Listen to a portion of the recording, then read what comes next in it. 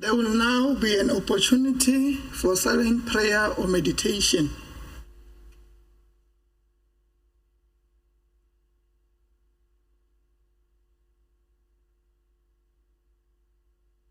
May we be seated.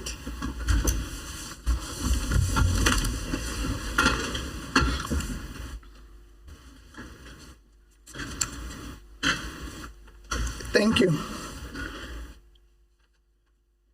Let me take this opportunity and welcome our honorable members to this hybrid sitting, which is conducted through the Microsoft Teams platform and whereby some members are in remote attendance. This hybrid sitting is conducted in terms of Rule 3A of our standing rules, referred to as Open Code, Rules for Sittings of the House and Meetings of Committees by Virtual Means, Rules of Virtual Meetings in short, close quote. Honorable members must, however, note that our rules and orders are still applicable during the proceedings of this hybrid sitting, and we are therefore called upon to adhere to them. You are further requested to remain in attendance for the duration of the hybrid sitting, unless a formal apology to leave the sitting has been duly tendered. The Secretary will ensure the provision of technical support throughout the sitting. Honorable members, all microphones must be muted and the video must be turned off when a member is not speaking. When a member intends to speak, please click the icon to raise your hand. Once you are recognized by the speaker, please unmute your microphone and turn on the video to introduce yourself and speak. Honorable members are further requested to speak closer to the microphones of the gadget that you are using to ensure that your voice is audible enough. Statements by members. Are there any member statements? Honorable Mlombo.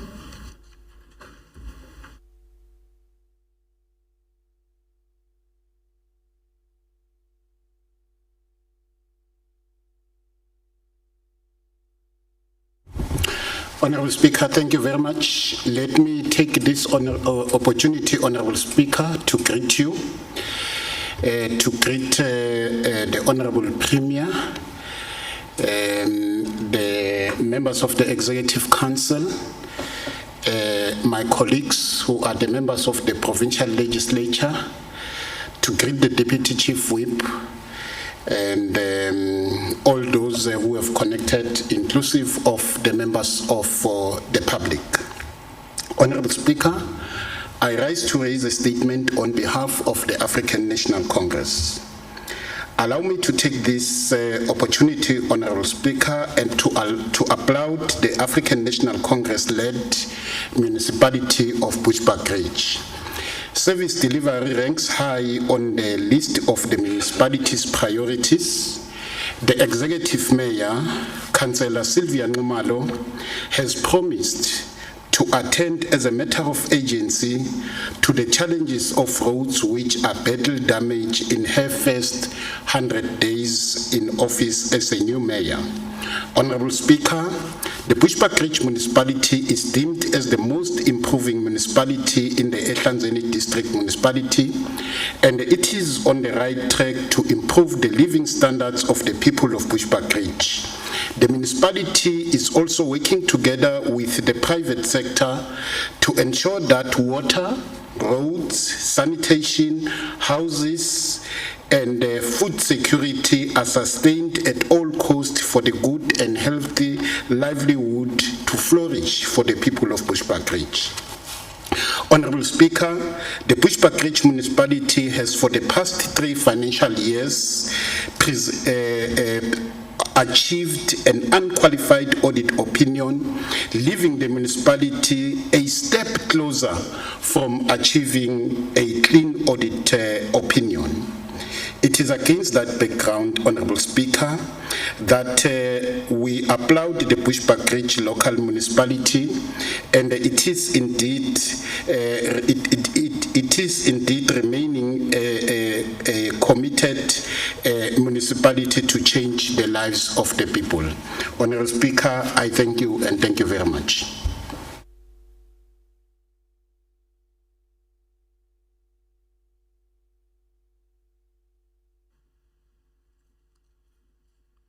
Honorable Makarenge.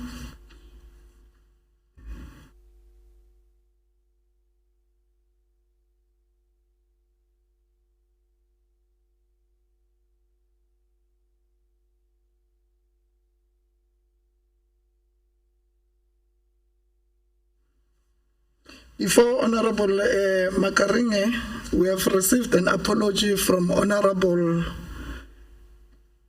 BP Shiba. We'll request Honorable Shongwe, the leader of government business, to respond.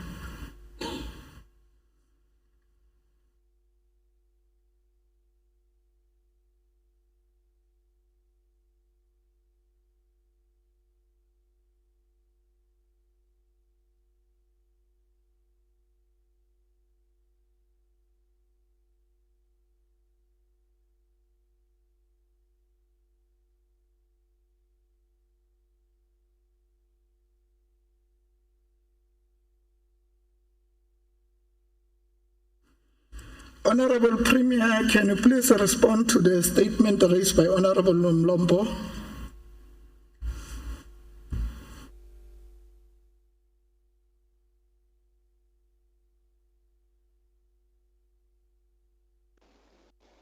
No, thank you very much, Honorable Speaker, and greeting to the honorable members and members of the Executive Council.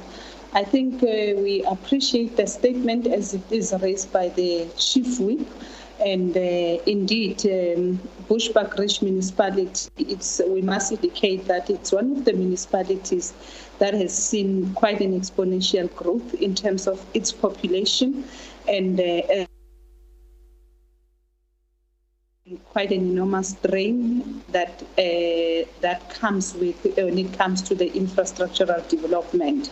However, we must indicate that with these rains that we are seeing, obviously the roads, especially the graveling of roads, is a necessity within that municipality. But over and above that, as provincial government, we are working very closely with the municipality insofar as a rural road infrastructure development is concerned. We are paving their roads along Bushbuckridge. They are also benefiting in that program. And yes, we must indicate that there is quite a tremendous good job that has been done thus far by the municipality. But however, there's still more that still needs to be done so that we can better the lives of the people of Bushbuckridge. I thank you. Honorable Makarenge.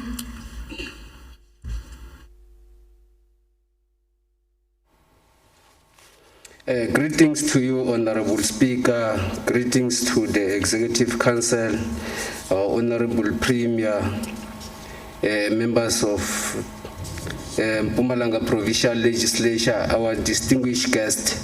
I greet you all. Honorable Speaker, the African National Congress commends the MEC for Human Settlement, Comrade Speedy Mashilo, on his quest to combat fraud and corruption associated with the management beneficiaries applying for low-income subsidy housing. The department has received complaints from members of the public who had fallen victims of housing scam and fraud. The MEC has warned communities against paying money to officials, councillors, and people for accessing government housing subsidies, RDPs. According to the housing policy, applicants are required to register their needs for housing at municipalities, and their applications are registered with the department through the housing subsidy system. The policy does not require any monetary contribution from eligible beneficiaries for the delivery of services. Honorable Speaker, we urge our communities to work together with our municipalities and the department to combat RDP-related fraud and desist from paying money to officials and councillors in order to get services? I thank you. Honorable Mashilo. Thank you very much, Honorable Speaker. Good afternoon to your good self, the Honorable Premier, my colleague, and the Honorable members of this august House. Indeed, I can't agree more with the Honorable Makaring on what he said. It is the policy of this government that the low-cost houses are not for sale, and no one, including our officials, must sell. Indeed, we must educate our communities that those low-cost houses are meant for them, the poor of the poorest.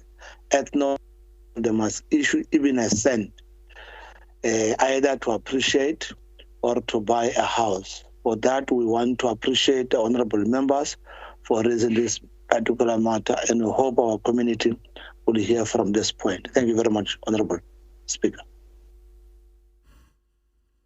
Honorable Sitole.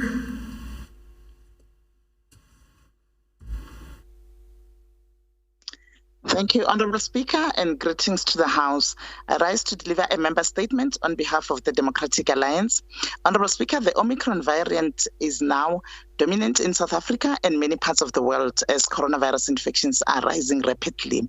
While the majority of new cases are in Gauteng, Mpumalanga accounts 5% of these new cases. Honorable Speaker, as the residents of this province, we can only access basic information about the Mpumalanga's COVID daily infections and fatality rate on national platforms. Honorable Speaker, the Department of Health has become complacent in publishing this information. It would seem the MEC and the officials only publish this information when and as they feel like. Honorable Speaker, the department last published Mpumalanga COVID stats on the 17th of November. And after numerous emails and phone calls from the DA, the department then published on this from the week of the 2nd to the 6th. On the 6th of December, only the stats were published. While we welcome the Vuma vaccination drive initiative, it is very crucial that we don't become complacent as new infections are continuing to rise rapidly. When people know better, they do better. Honorable Speaker, publishing this information regularly is not only important, but necessary so that our communities are informed. I thank you. We have received the apology from the Honorable Manzini. Honorable Premier, can you please respond to the statement raised by Honorable Sitole? No, thank you very much, Madam Speaker. I think we welcome the statement that has been raised by the Honorable Member, Jane Sitole. But however, I must indicate that as a province, on daily basis, the department is on radio slots to appraise the communities as to how far are we insofar as the COVID-19 is concerned, what is our daily infection rate, and over and above that, we know that we reconcile our statistics working with national. Once the figures have been confirmed and we officially on a daily basis issue out the statistics on social media. However, we also want to indicate that indeed we have seen quite a bit of a spike insofar as Omicron is concerned in Mpumalanga, particularly around the Emalahleni municipality and Steve Tshwete municipality and Dr. JS municipality.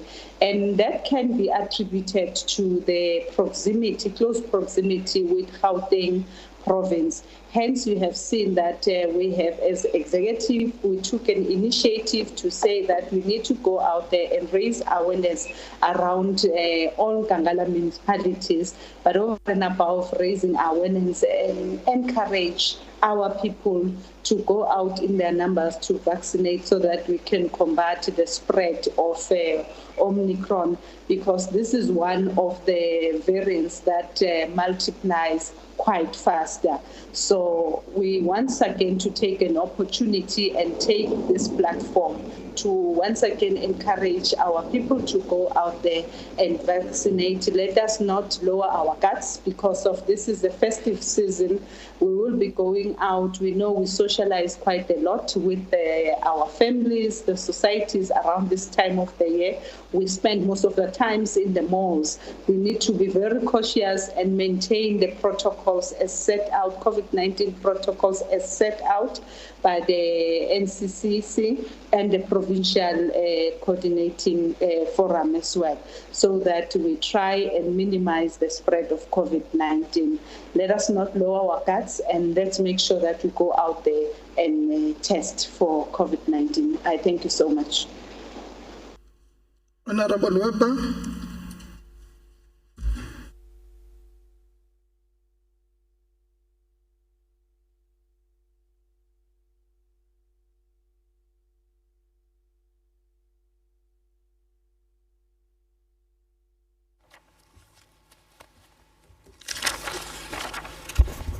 Madam Speaker, I rise to deliver a member statement on behalf of the Freedom Front Plus. Parents in general have mixed feelings when they think about their children growing up and becoming adults. But when their children have multiple disabilities, those feelings can frequently include very serious concerns about the future, specifically in Mpumalanga. There are no formal sheltered workshops for young disabled adults of the ages between 18 and 35 years of age whose disability does not allow open labor market by the Mpumalanga government. What is this province doing for these youths once they leave school? Communication between the different departments is poor, and when these sectors don't work together, these projects fall flat. Beading, veggie gardening, and creating sellable products like arts and crafts, three-step activity-based projects are all part of what can be done by these young adults to earn some form of income, however small. In planning for the future, it is helpful to have ideas of employment options for young adults who have SID disabilities. The transition from public school to a formal sheltered center or workshop should be seen as a priority to ensure that these youths continue with the quality of support they received whilst attending schools. In Mpumalanga, there's a lack of available options as there are not enough services, if any at all, available to students with a disability to match the requirements. Rural, regional, and isolated areas provide no options, and these youths are more than often not left alone and helpless at home without any stimulation. I ask for a province in which youth with disabilities can develop and use all their talents. It is the duty of this province to make positive, long-lasting, sustainable changes to the lives of vulnerable young people. Thank you, Madam Speaker. Honorable Njali. Thank you, Honorable. So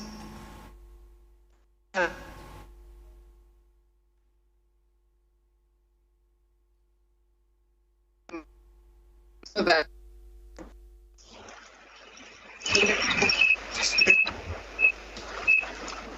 some conflict thing on a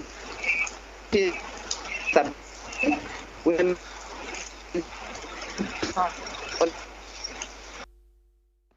in the province of Mpumalanga.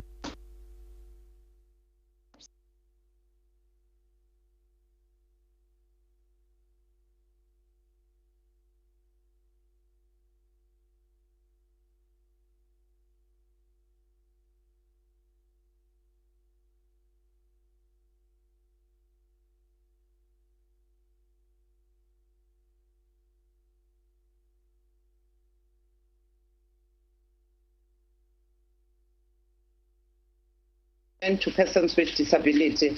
Those are 56 care centers which are for children with disability, and those that deals with those that have grown up, like your persons living with disability. We have also a residential facility that also provides such services. But I think where we have not yet reached out, we're taking note of what the honourable member has raised. And I think in making sure that there is a more skills development, we will partner with every department and sector, and so that we can workshop and taking care of our communities. Thank you. Is there any member statement? Yes, Honorable Speaker. Honorable Sabete. Thank you very much, Honorable Speaker. Honorable Speaker, the ANC would like to extend its appreciation to the Department of Community Safety and Liaison to convening the residents of Mariti in Bushbuckridge local municipality for the call of the community, where they've called the department to come and respond on the issue of the crime. The residents, amongst others, complain about high incident of rape, car hijacking, housebreaking, murder, etc. They also allege that some SAPS members were in cahoots with criminals. This, they say, is one of the reasons crime perpetrators were not punished or ababoshwa, and many more people are not willing to help the police in solving the crime because babangan balamapoisa. Honorable Speaker, the resident further called on the government to fast track the process of building a police station in Mariti, and this will help with the swift response to crime in the area, and the resident will no longer have to travel to Calcutta police station to report crime. It is also alleged that communities are terrified to give police crime tips off because they are afraid of being victimized. Uma ba nika la maphoyisa information, labantu babese bayakhuluma futhi la maphoyisa ukuthi batshelwe ngibobani, manje labantu bese bafila ukuthi abasasi safe, sebahlala ne-information bangawaniketi la maphoyisa. Although we know ukuthi i-issue yokwakha ama-police station is not the prerogative of the province, it's a national issue, but we request MEC of the department to make sure when they have Minimec to make sure that he raised this matter of the police station of Mariti, so that the national government can assist on that regard. As the ANC, we therefore call upon the department to ensure that there is a drastic reduction of crime in the area, and that the units mainly responsible for crime prevention, such as the tactical response team, perform optimally. We will monitor the developments and responses as raised by the community of Mariti. I thank you, Honorable Speaker. Honorable Premier. No, thank you very much, Honorable Speaker, once again. And we must thank the Honorable Member for such a statement that has been raised. And suffice to say that indeed the department has embarked in a number of exhibitions across the province. That is precisely because of the concerted effort to understand the challenges of communities, and of course working with our community forum so that we can come up with the community-centered solutions. And however, we also need to indicate that that helps a lot, in a sense that quite often than not, we tend to negate certain parts of our communities because of the ratio in terms of the the crime-related incidences were reported. And that tends to, you would find that in a particular area, the crime rate has grown up. But when you look at the statistics, it does not necessarily match that. So that helps to drive awareness to say that when there's crime that has been committed, it must be accordingly reported. And that will give us a fair analysis, working with National Department, of course, to determine whether do we really need a fully fledged police station in.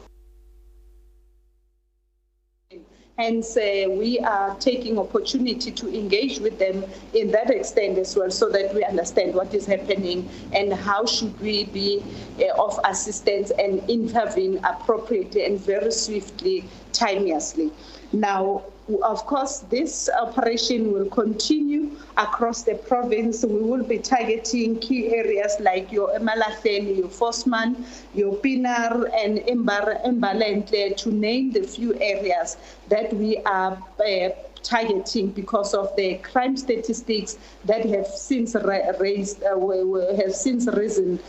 along those municipalities. And once again, we want to take an opportunity to request our communities to work with government and support this initiative.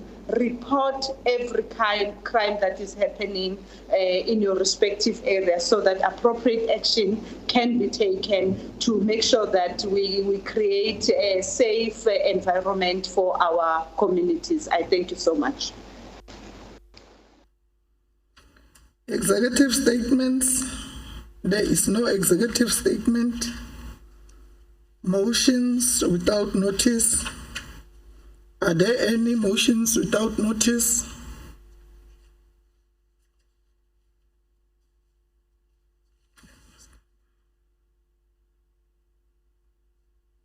Honorable Shongwe. Thank you very much, Honorable Speaker.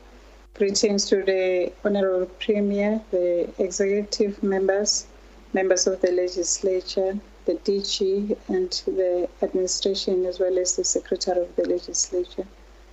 I rise to move a motion without notice.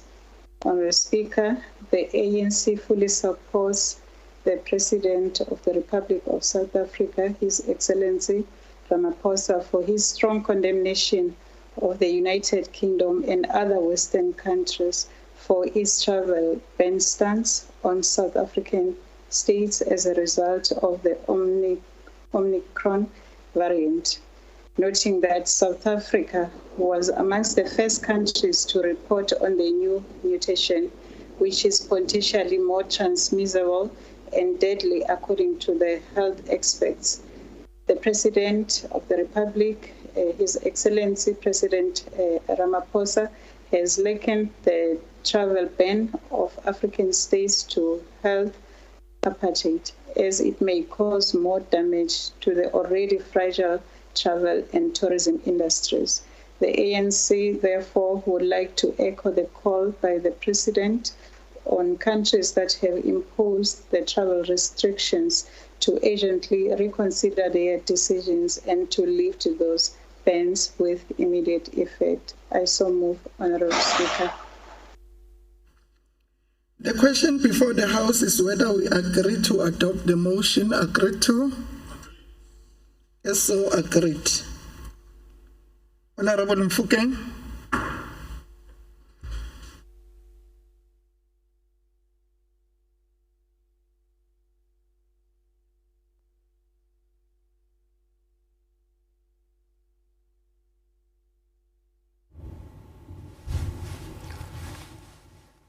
Ngibonge somlomo ngiphinde ngibingelela amalunga walesishayamthetho, especially also those who are here and those who are at home connected through Medium, Zoom, Microsoft Teams. Honorable Speaker, I rise on behalf of the EFF to raise a motion without notice about the high level of crime and lack of police visibility in our towns, especially as we are on the festive season. Speaker, our people day in, day out complain about ATM robberies and the shopping malls, at the shopping malls, and the smashing of car windows by organized gangsters. We call upon the MEC responsible for community safety to increase police visibility in all crime hotspots, as well as vehicle stop and siege operations. Also, to make full use of surveillance cameras in order to identify and catch the criminals. I so move, Speaker. Thank you. The question before the House is whether we agree to adopt the motion agreed to. As so agreed. Honorable Mkachwa. Thank you, Honorable Speaker. My greetings to you, the Honorable Premier, Mam Refilwe Mtsenitsipane, the Honorable Chief Whip, Honorable members of the Executive Council, members of the Legislature. Honorable Speaker, I want to move a motion without notice on behalf of the governing party to condemn in its strongest contempt it deserves and deeply saddened by the killing of a 46-year-old school security guard at Allendale Secondary School, a Malahleni local municipality. Noting that the body of the deceased was discovered by the school principal in the morning of Thursday, the 18th of November 2021. Honorable Speaker, we call upon all members of the public who may have information to assist law enforcement to speedily apprehend the culprits. We also like to send our deepest condolences to the departed soul and the family. I so move. The question before the House is whether we agree to adopt the motion agreed to. As so agreed. Honorable Morgan. Thank you, Honorable Speaker. Greetings to the House at large. Honorable Speaker, I raise to move a motion without notice on behalf of the Democratic Alliance. Noting that the most recent provincial crime stats for July to September 2021 show the 8.4% increase in reported sexual assault cases and a 10% increase in rape cases across the province. Another growing concern is the major increase in kidnappings. An increase of 33% was reported in the province. Noting further that during the oral questions or in the legislature, the MEC for Community Safety, Honorable Vusi Shongwe, concurred that the increase in violence against women and children is concerning and it has grown to pandemic proportion. Further noting, if government truly wants to put an end to the abuse of women and children, the 16 Days of Activism campaign must change to 365-day campaign, and it needs a collective government strategy. All departments must work together to bring an end to violence against women and children. I therefore move that this House condemns any and all gender-based violence and continues to support 16 Days of Activism. And I call on the newly appointed Police Commissioner, Ms. Manamela, to present a plan to the legislature on how serious crimes will be handled to ensure they decrease in the province according to Rule 160. I so move. The question before the House is whether we agree to adopt the motion agreed to. As so agreed. Honorable Weber.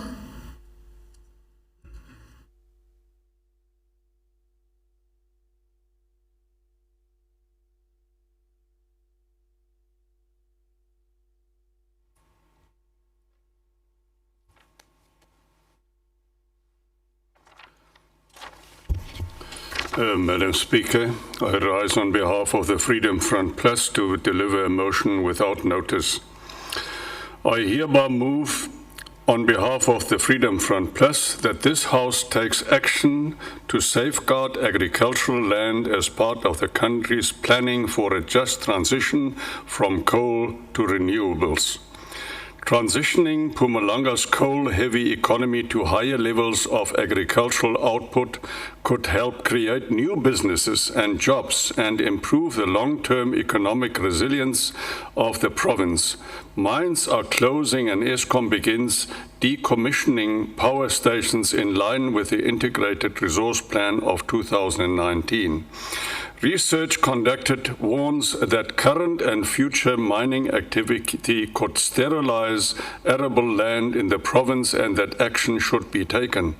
It is essential for the transition to be managed in such a way that the livelihoods of coal-linked workers and communities are secured during the transition to a low-carbon economy. In agricultural land, if agricultural land was protected, there would be opportunities to gradually steer the Mpumalanga economy, which already had a strong farming heritage, away from its reliance on coal towards even higher levels of agricultural production. Today, the province produces 40% of South Africa's soybeans, 21% of its citrus, and 67% of the country's banana crop. It is also the fourth biggest seller of cattle and has a sizable poultry industry. There is a sizable wage gap between coal workers and farm workers, and the focus should be on creating thousands of new farmers in line with the Mpumalanga provincial government's emerging green economy development plan. Such an initiative would, however, hinge on providing more support for new farmers and the appointment of officials to provide holistic guidance covering farming and farm management. I so move, Madam Speaker. The question before the House is whether we agree to adopt the motion agreed to.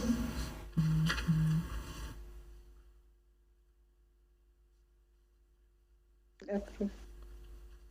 The question before the House is whether we agree to adopt the motion agreed to. Agreed.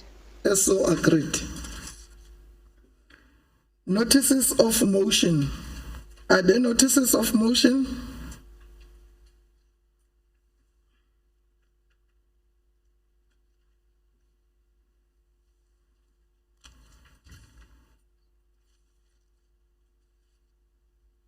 Formal motions. I am informed that there are no formal motions. We'll now proceed with the orders of the day. The Secretary shall read the first order of the day.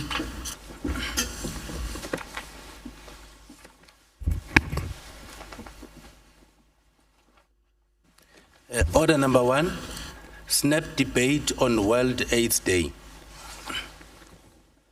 I have a speaker's list in front of me.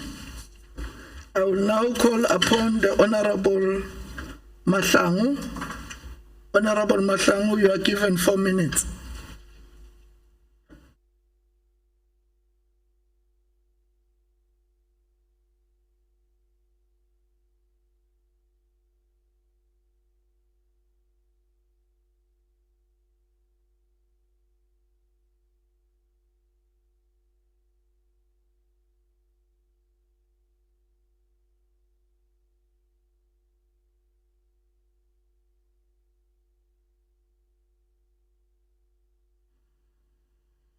Honorable Mahlangu, you are given 4 minutes.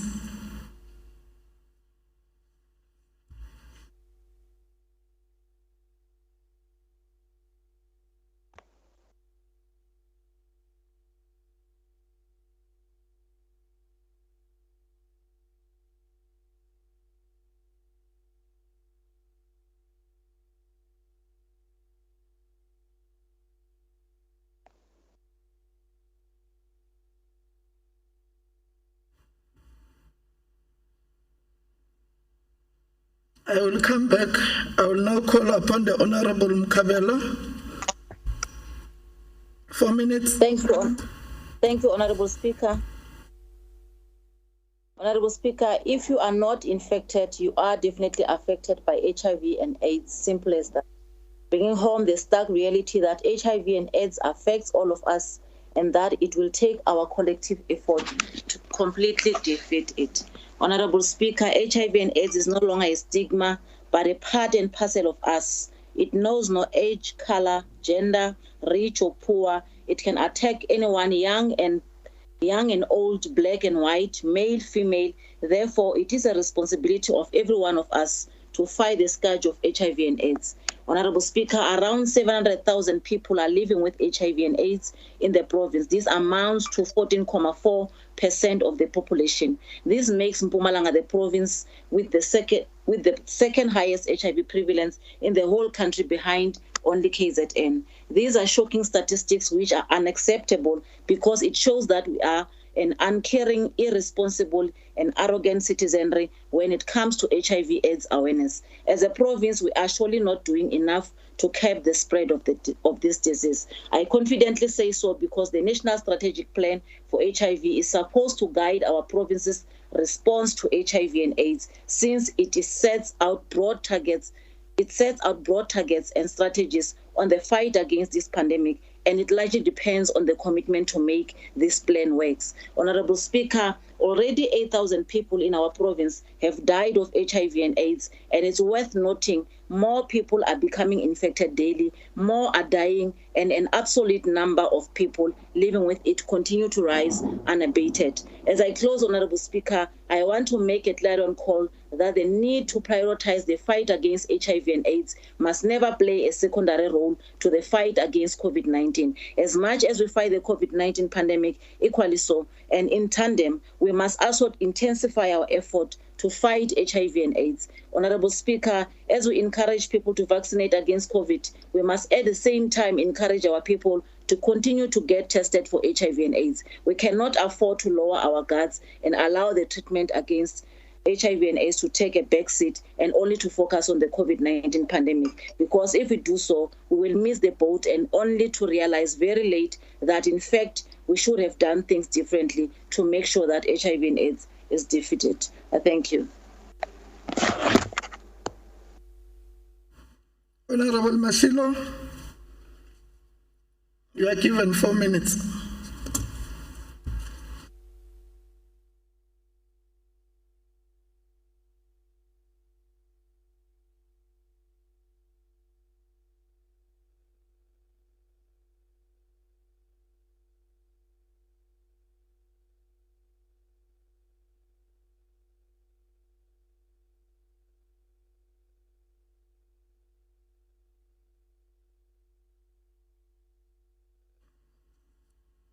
Honorable Mashilo, you are given 4 minutes. Was it me? No, it wasn't Mashilo. Let me just confirm that first.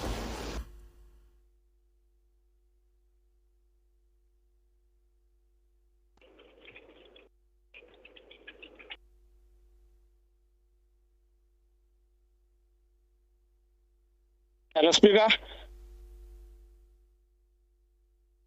Hello? We can hear you, Honorable Mashilo. Continue.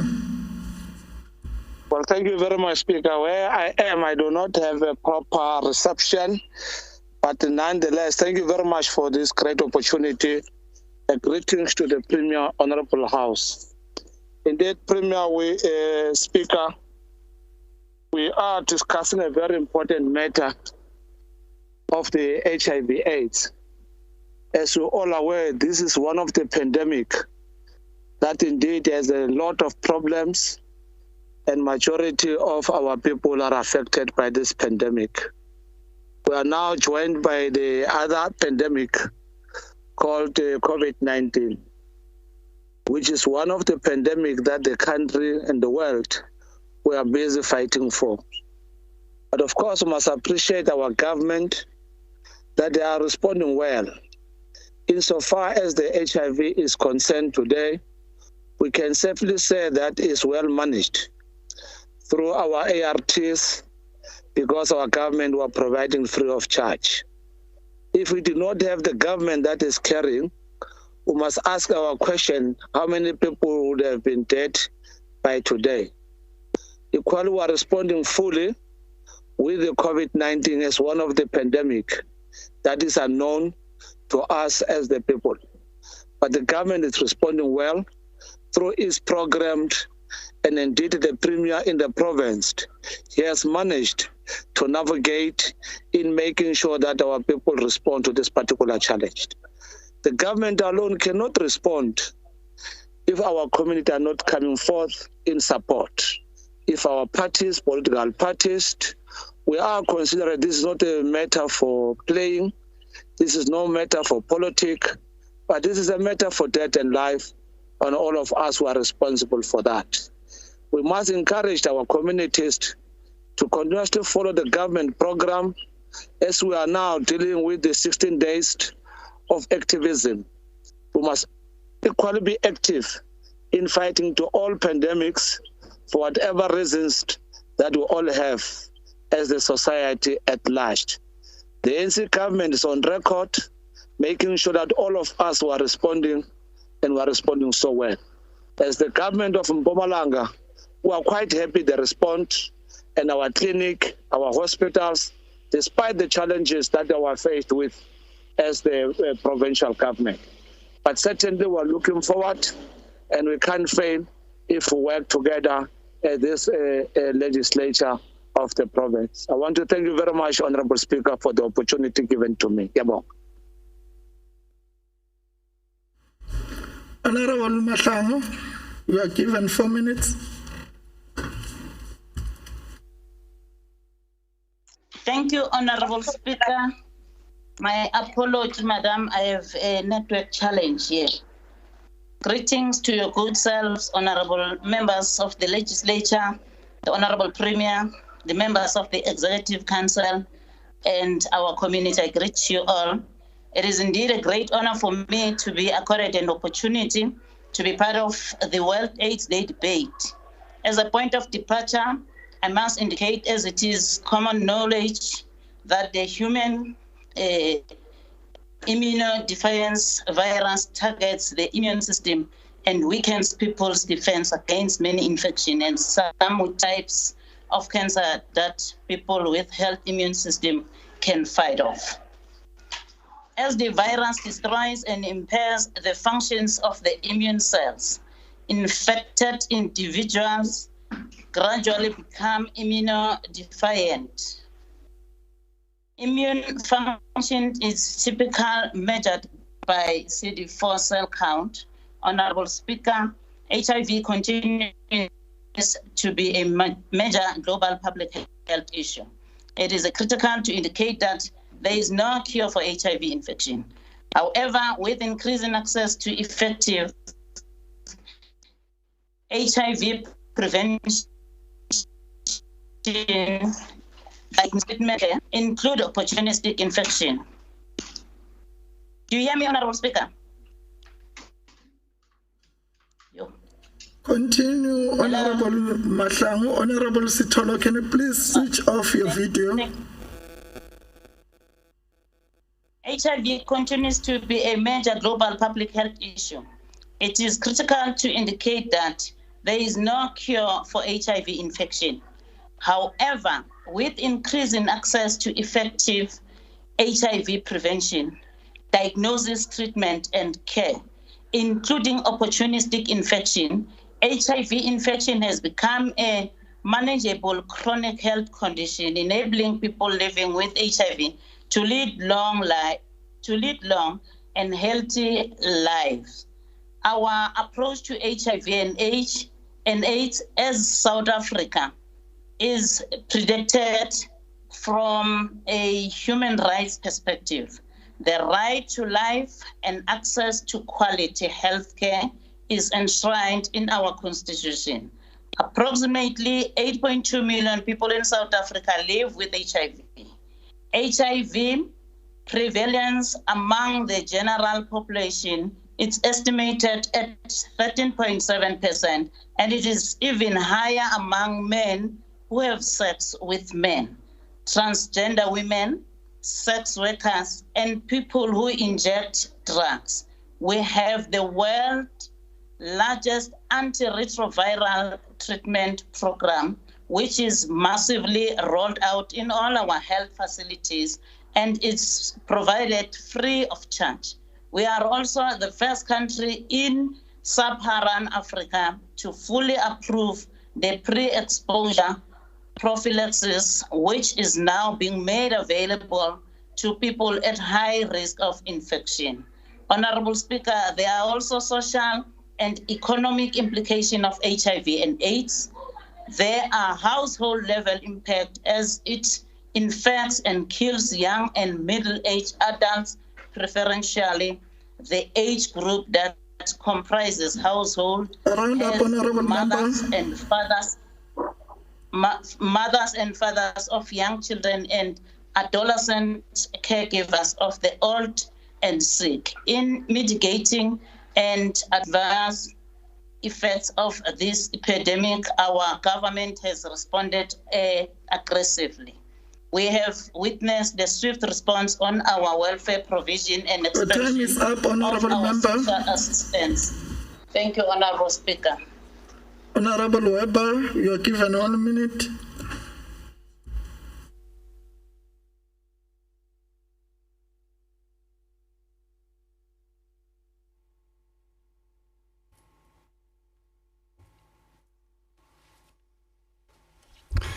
Madam Speaker, with COVID, you can be infected without even knowing it.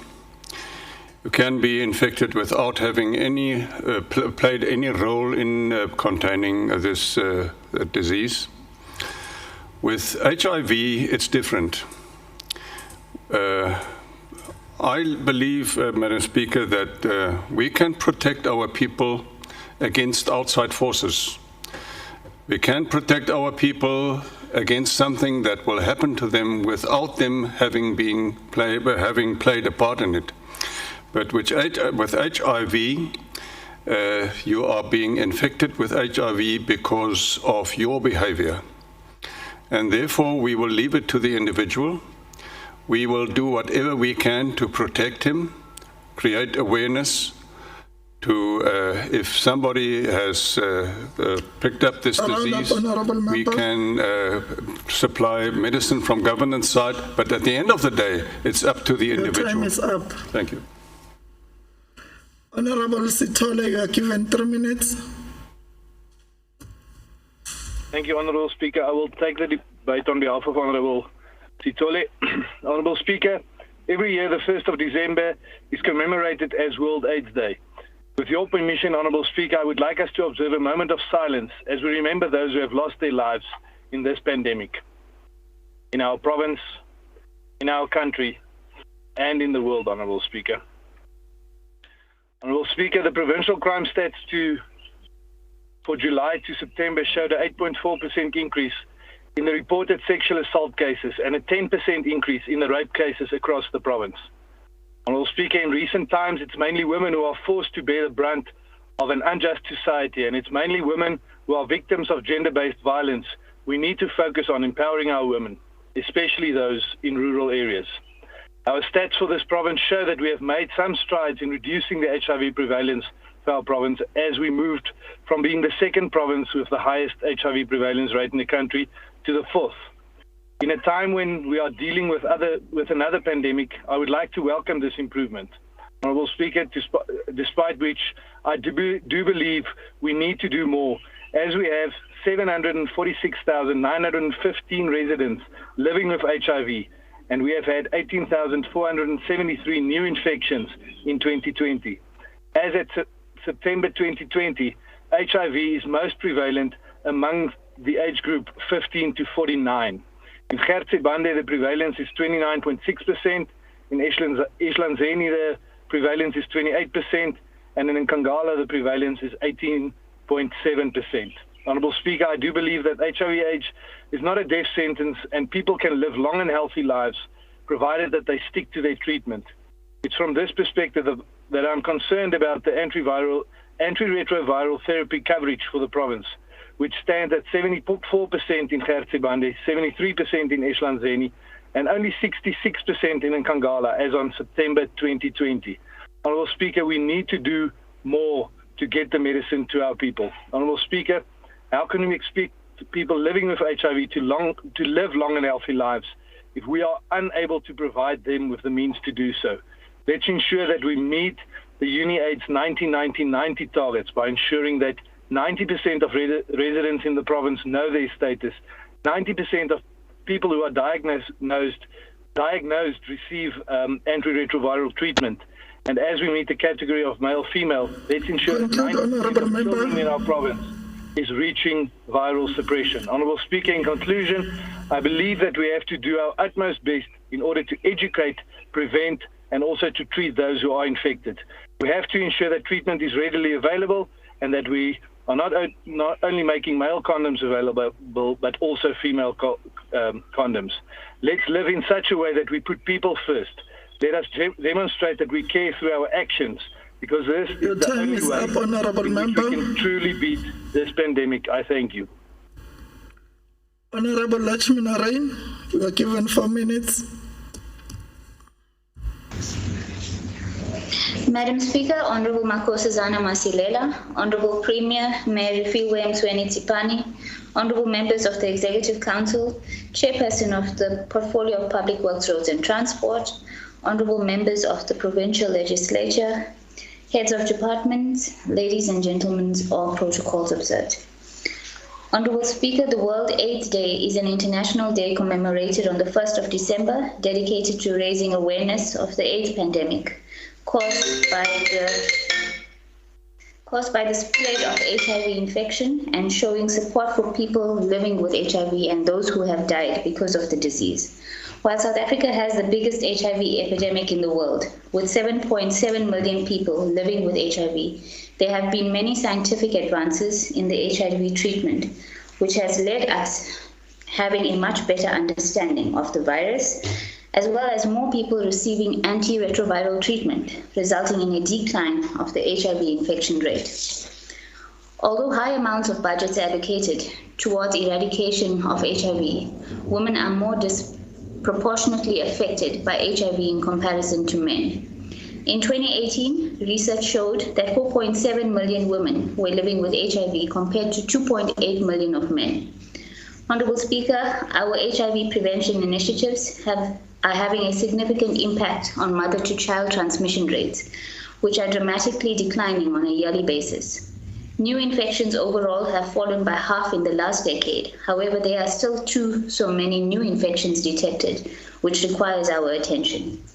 Although we have made so much advances, the scientific treatment of the virus, the stigma and discrimination amongst our communities still persist for those affected and living with it.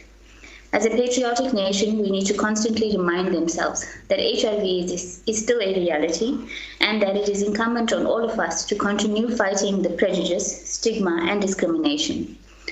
Former President Nelson Mandela once said, I open quote, "Many people suffering from AIDS are not killed by the disease itself, but are killed by the stigma surrounding everybody who has HIV and AIDS."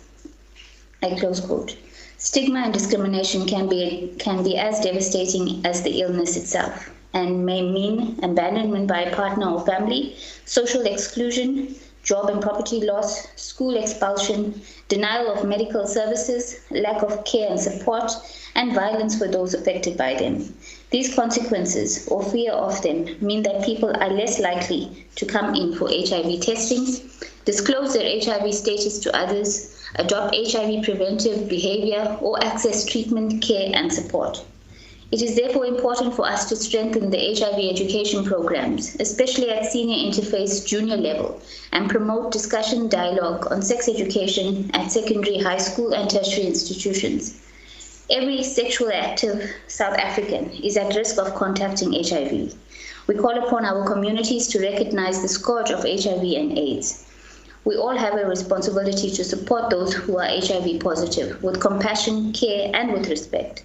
As I conclude, Honorable Speaker, the disruption of coronavirus pandemic has further exacerbated the situation and placed all those infected by the virus in a more vulnerable situation. And we have a constitutional obligation to protect life and intensify our efforts in our vaccination program in pursuit to save lives. I thank you, Honorable Speaker. That concludes the SNAP debate on World AIDS Day. The Secretary shall read the second order of the day. Order number 2, SNAP debate on persons with disabilities.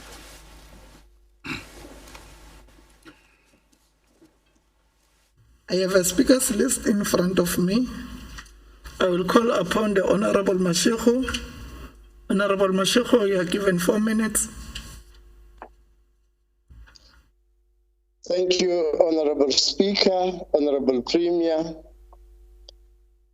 members of the Provincial Legislature, Chief Whip of the Majority Party, heads of departments, most important guests, distinguished guests on our visual platform. As a leader of society, the African National Congress fought for some of our founding values of the National Democratic Revolution, which are to have a united, non-racial, non-sexist, united, democratic, and prosperous society that does not discriminate. That there should be equal opportunities for all, regardless of our abilities or our disabilities. Honorable Speaker, previously during apartheid government, opportunities for persons with disabilities were only available to people of color and minority. Tax were segregated, especially persons with disabilities. Before the 1994 breakthrough dispensation,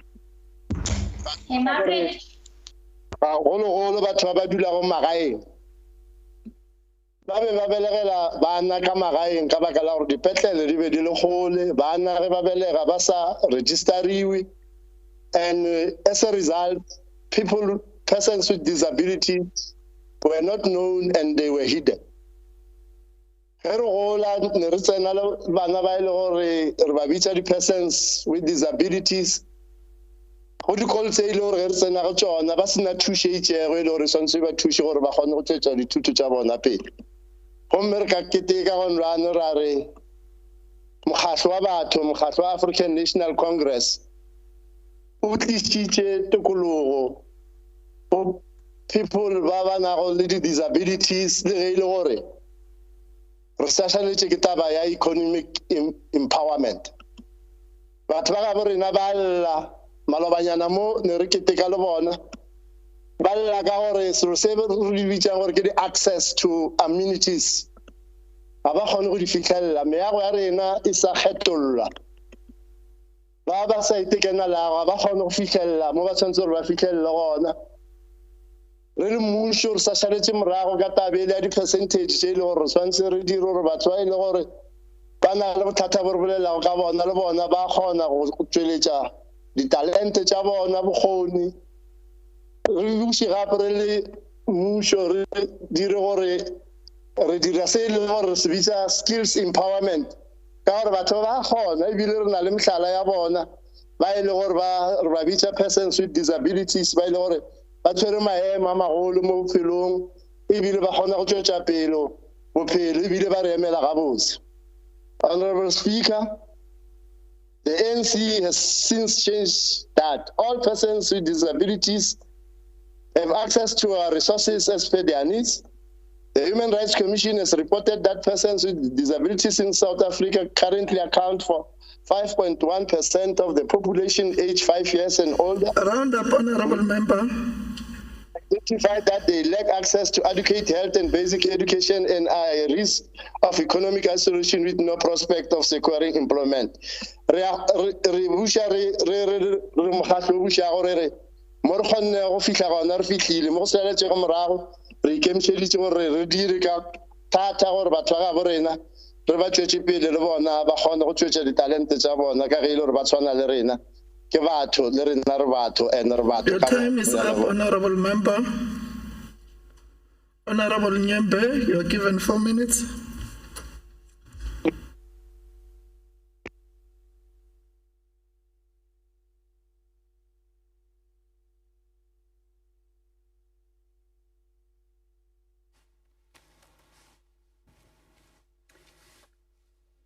Honorable Speaker, Honorable Premier, the Executive Council, members of the Legislature, the Chairperson of the 26th July Movement, Honorable Cornelius Sidibe, and the House at large, I greet you. Honorable Speaker, allow me to speak directly to the reality we are facing in this August House. Allow me not to generalize, but to be specific. Honorable Speaker, evidence provided during sector parliament 4 days ago indicated that persons with disabilities who needed health, social, and financial services were unable to receive these services due to barriers such as physical barrier, communication barrier, attitude barrier, financial barrier. Bayalila, Honorable Speaker, but senzeni na.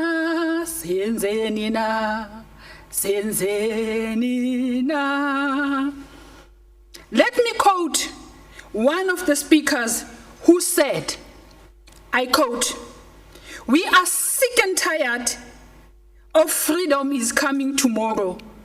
Yingoma ka Brenda Fassie leyo, not yethu."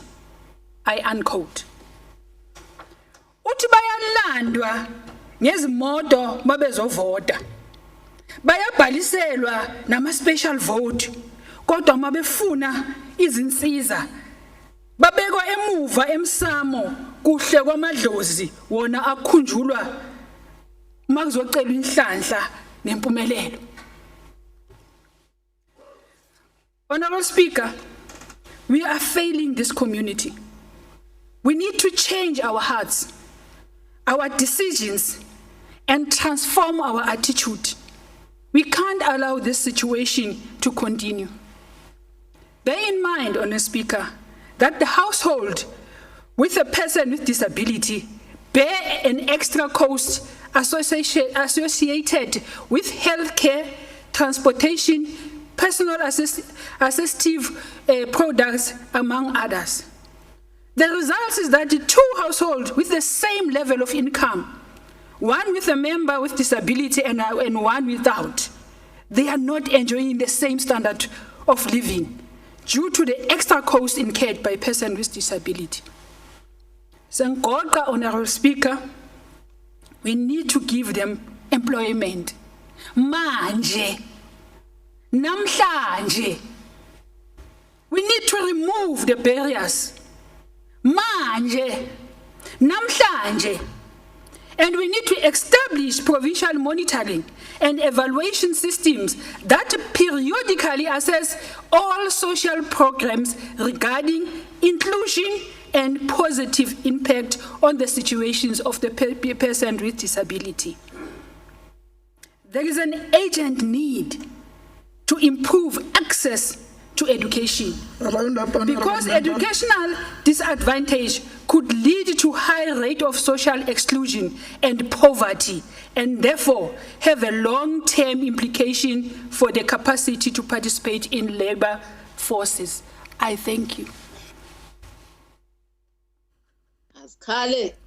Honorable Shabalala, you are given 4 minutes.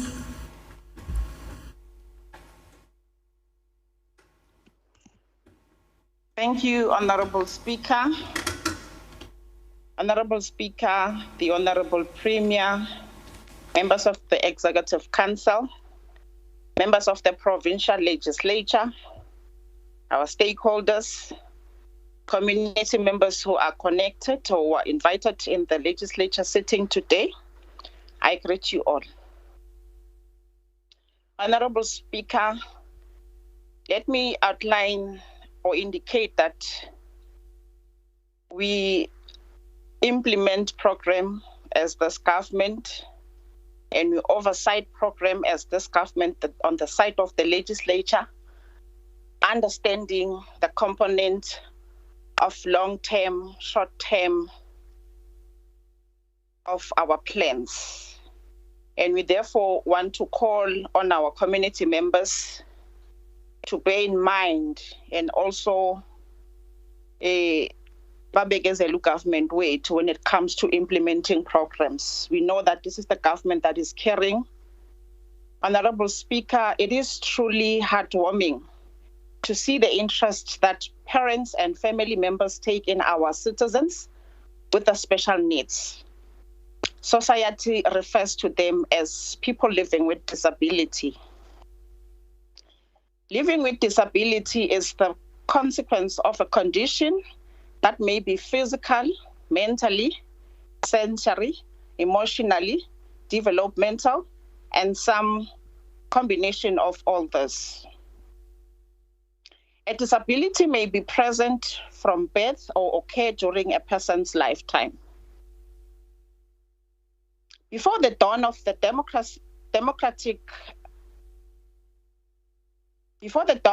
democracy, living with disability was almost like a curse. The oppressed people of South Africa experienced the most terrible way of life nobody can ever endure.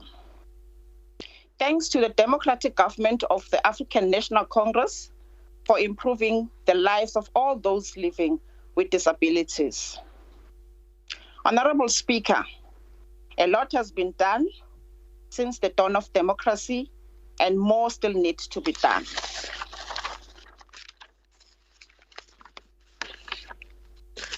We also managed to open doors for them all, break boundaries of segregation to create an inclusive society for all.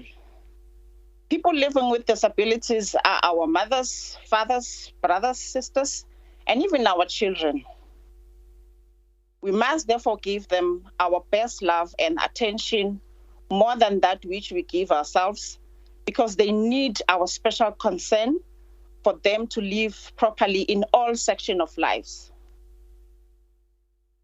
Our government ranks the best among the best in Africa in improving the lives of people living with disabilities. A number of schools and other government buildings are now accessible to their usage, while at the same time job opportunities are created for the youth, women, and all people living with disabilities. Round up, Honorable Member. That in this regard, we are still trying to reach this goal, because it also in line with the budget that we are enrolling as the province. Access to housing for people living with disabilities has drastically improved. Apart from only being recipients, people living with disabilities are now participating in the construction of the time houses. Is up, Honorable Member. Economy, empowerment, and poverty lessening approach. Honorable Speaker, thank you. I will call upon the Honorable Hiv Morgan. You are given 3 minutes. Thank you, Honorable Speaker. Yearly, we come into this August House to debate the issues which people with disability face. But do we ever stop to wonder, how have we as honorable members improved on the lives of persons with disabilities? It is because of which I believe that we need to do more to promote the needs of persons with disabilities in this province. Honorable Speaker, as per the last Census Stats SA, estimated that the number of people with disabilities in the province is standing at 205,280. Education, employment, and generating an income has to be the cornerstone of our development. However, despite which, this remains a huge challenge for people with disabilities in Mpumalanga. In our province, persons with disabilities have to face a high unemployment rate, have no income, and in addition to are unable to be educated because it is inaccessible. I find it extremely concerning that the Association for Persons with Disabilities in Mpumalanga noticed that 35.5% of children with severe difficulty in walking were not attending school at the time of the last census. As we move out of our National Disability Awareness Month, let us do more than just providing a social grant. Let's improve the lives of persons with disabilities by focusing on inclusion. Let us foster a meaningful inclusion of people with disabilities into societal life. As leaders, let us ensure that we make washrooms in the province accessible to all, and that our public transport can cater for those who are using wheelchairs. Honorable Speaker, it is a sad reality that as we stand here and debate today, Most of our government buildings, social facilities, and public transport promotes exclusion by being inaccessible to persons with disabilities. Let us ensure that government buildings have sign language interpreters so that all voices are listened to when decisions are being made. Honorable Speaker, I firmly believe that being disabled is never an obstacle to success, and it never should be. I always see disabled people performing much better work and striving much more to achieve things in life than people who are able. Given a will to succeed, I do believe that there is lots more that we as a government should do to ensure that those who are disabled are integrated in a non-discriminatory society. In conclusion, Honorable Member, for future development, and let's ensure that we make strides and eradicate the current inequalities which exist. I thank you. Honorable Weber, you are given a minute.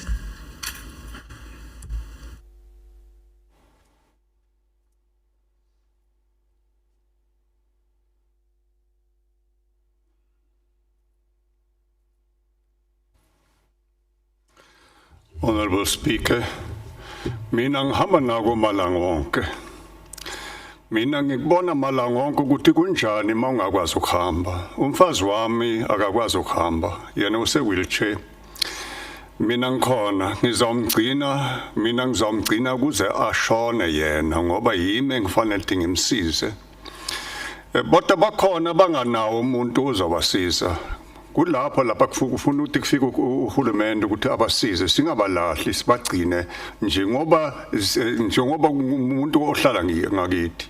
Siyacela Madam Speaker, siyacela kubo bonke ukuthi singabalahli laba bantu ake sibagcine njengoba basifanele ukuthi sibagcine sonke. Siyabonga. Honorable Nchali, you are given 4 minutes.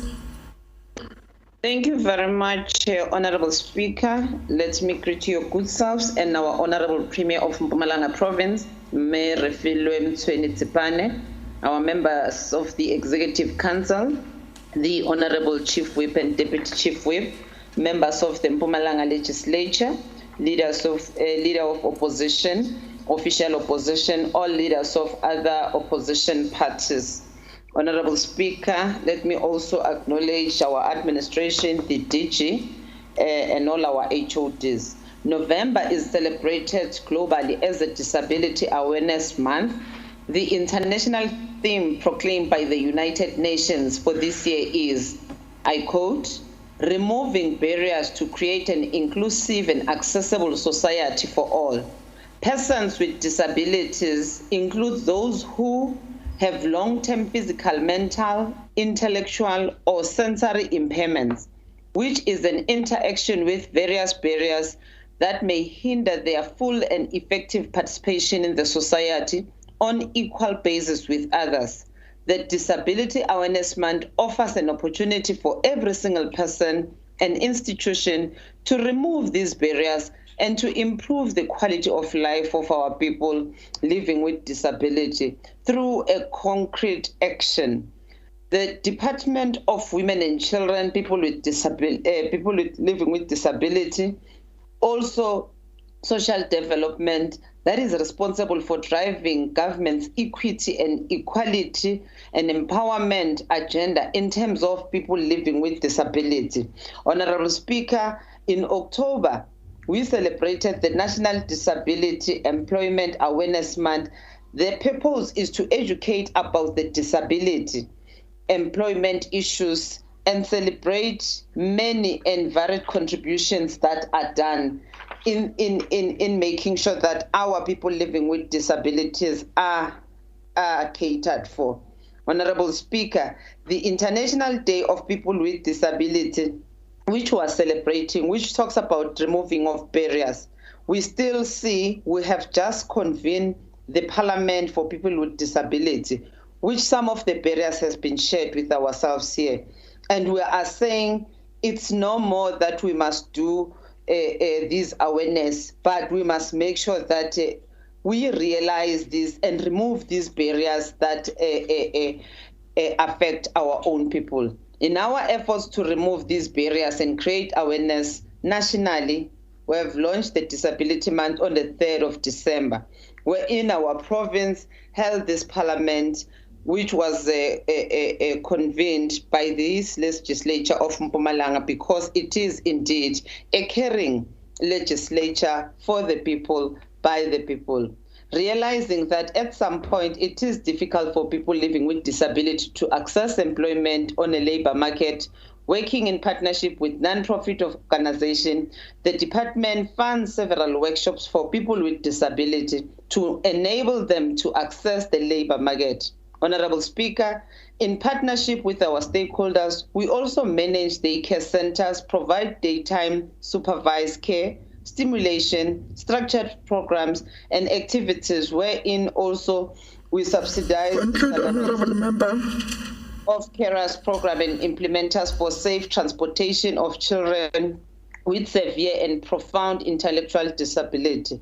As I conclude, Honorable Speaker, amongst other basket of services, we will continue to provide social worker services, awareness and counseling and peer programs. I thank you, Honorable Speaker. That concludes the SNAP debate on persons with disabilities. The Secretary shall read the third order of the day. Order number 3, questions for oral reply to the Honorable Premier. I have a question paper in front of me with questions for oral reply to the Premier. I am informed that the question paper was duly circulated to all members of the legislature. We'll now proceed to questions for oral reply. The Honorable Premier, over to you.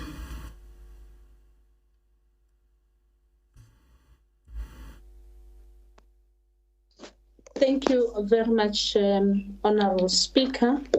Let me once again take this opportunity and greet the esteemed members of the Executive Council, our esteemed members of the Provincial Legislature, the Honorable Chief Whip of the Majority Party, and of course the Deputy Chief Whip of the Majority Party. Honorable Speaker, before I start with the oral response, I would like to take this opportunity and applaud all members who have participated in the 2 debates we have had. The debates have shown a light on the stigmatization of people infected with HIV/AIDS, as well as the challenges faced by people with disabilities. What I could hear were members who spoke with passion to advocate and advance the plight of our people living with HIV/AIDS and people with disabilities. And therefore, Honorable Speaker, it is incumbent upon all of us to actively empower people with disabilities and create an environment conducive for them to be afforded an opportunity to contribute to the mainstream economy of the Mpumalanga province. Madam Speaker, thank you for ensuring that this House is alive to the ideals of a vibrant, multi-party and participatory democracy as envisaged by our Constitution. I thank you so much. I would like then to revert back to the business of the day. We have been requested to come and give account in a form of oral response to the House, and I will therefore take this opportunity and start with the first question, which is question number 31, which has been asked by Honorable Nyembe from EFF. It reads, Honorable Premier, our province has lots of mines, especially in the Highveld area, which continues to make profit whilst their host local communities continue to suffer unemployment and have their livelihood negatively affected due to air pollution and environmental damages. The first question. The people of Ward 7 and 9 under Victor Kanye local municipality have long been complaining about damages that is caused by blasts coming from the mines. Does government have any plan to assist the affected households? As I respond, Madam Speaker, to the question, the mining charter stipulates that the mines operating in the province have the responsibility to develop local communities, and rehabilitate all areas affected by mines. Where the houses are damaged due to mining activities, which may include but not limited to blasting, the mines have the responsibility to rehabilitate, rebuild the affected houses, and or relocate the affected communities. The provincial government maintains a cordial relationship with the Minerals Council, an organization that represents many mining companies in the province, and will continue to ensure that mines and communities work together to comply with all relevant legislation and to address any negative impacts of mining on host communities and households.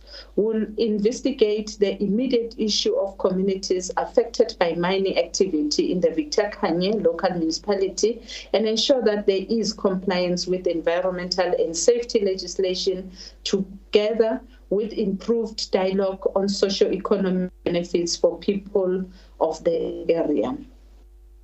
If yes, what exactly is the program followed to assist the people whose houses have cracked and some have their furniture destroyed when the walls cracks and breaks furniture such as televisions and etc.? As I respond, Madam Speaker, as the Provincial Department of Human Settlement has begun the process of informing the responsible mining houses and affected communities in order to deal with the matters affecting communities in mining areas. Second question, is there any plan to relocate the communities to safer areas? The Department of Minerals and Energy is the custodian of the social compact between the mining companies and the municipality and the community. Our responsibility is to respond and provide housing where there is a need based on the integrated development plans of a municipality. We will ensure that this matter receives attention and is prioritized by the signatories of the social plan. We will monitor the situation and give input and advice where necessary. As a related development, we can share for the benefit of members information on the upgrading of informal settlement in the area. In the 2019-2020 financial year, the National Department of Human Settlement appointed the number of professional resources teams to develop informal settlement upgrading plans for a total of 93 informal settlements in the province. The department appointed one service provider for Victor Khanye local municipality to develop 11 informal settlements upgrading plans, in which a total of 8 informal settlements upgrading plans was done for Ward 7 and 9.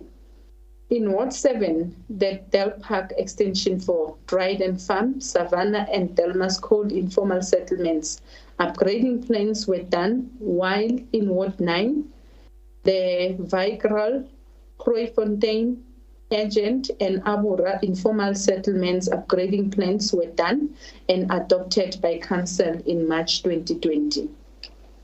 One of the main objectives of developing the said upgrading plans was to ensure and agree on the minimum health and safety standards and then progressively upgrade these standards as regularized informal settlements are brought into the mainstream urban fabric of the municipality. Thank you very much, Honourable Speaker. Honourable Nyembe, do you have a follow-up question? Are there follow-up questions from other honourable members?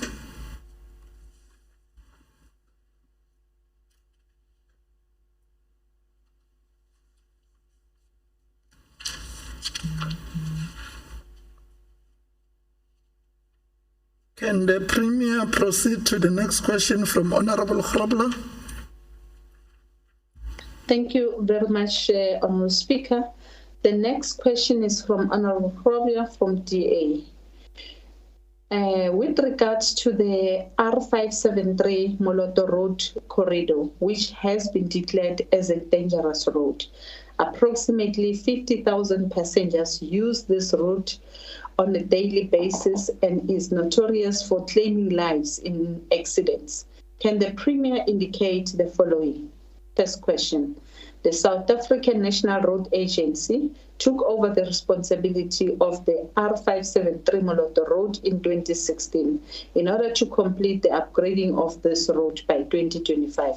How far is SANRAL with the upgrading of this road? In response, Madam Speaker, SANRAL has completed the first phase of the upgrading projects, which included the upgrading and improvement of the major intersections and widening of the road sections between the Gauteng boundary and KwaMhlanga, and some of the approach road sections to the intersections. Currently, the works under implementation includes the widening of the road sections from KwaMhlanga to KwaGafontein and towards the border with the Limpopo province and community development projects.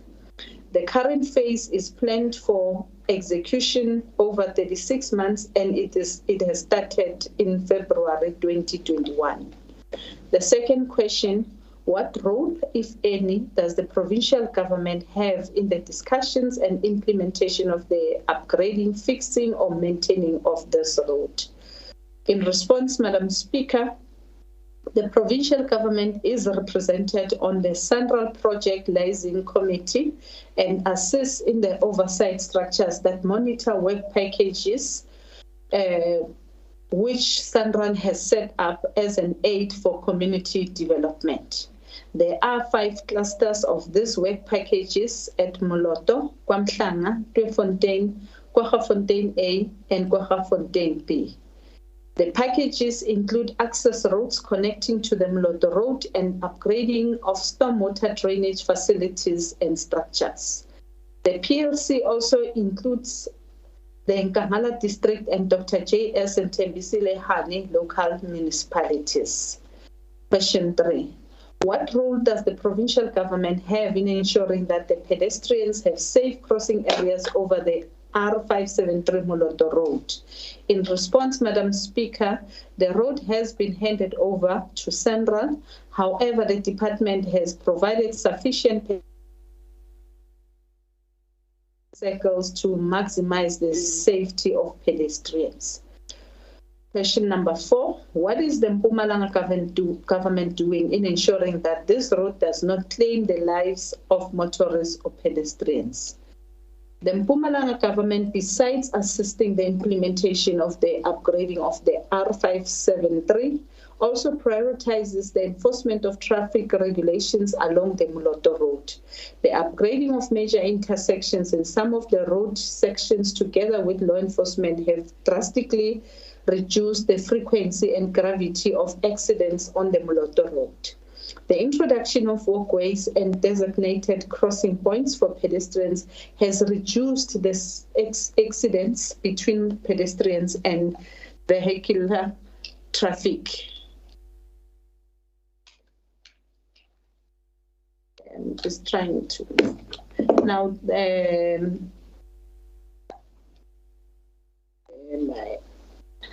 Sorry, Madam Speaker, my gadget is just jumpy. I think I've moved in very quickly to, yes, that would be all, Madam Speaker, for this question. Thank you very much.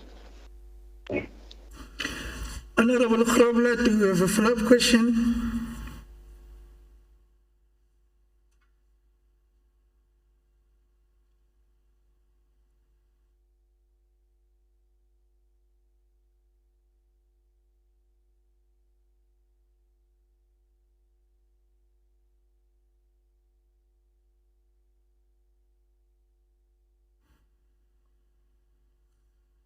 Are there follow-up questions from other honorable members?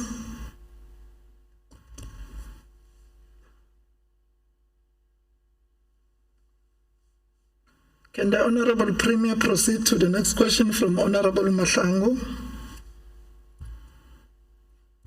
Thank you very much, Honorable Speaker. The next question is from Honorable N. Mahlangu.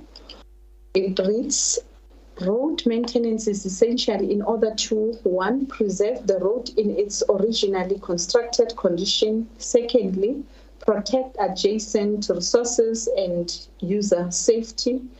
Thirdly, which is the last one, provide efficient, convenient travel along the road. The Tegwane Bridge collapsed in February, and during the President visit trail, you promised that reconstruction will commence immediately. First question, in terms of the above, can the Premier indicate what has caused the delay in the construction of the bridge? As I respond, Madam Speaker, delays in the commencement of the bridge construction were caused by the following.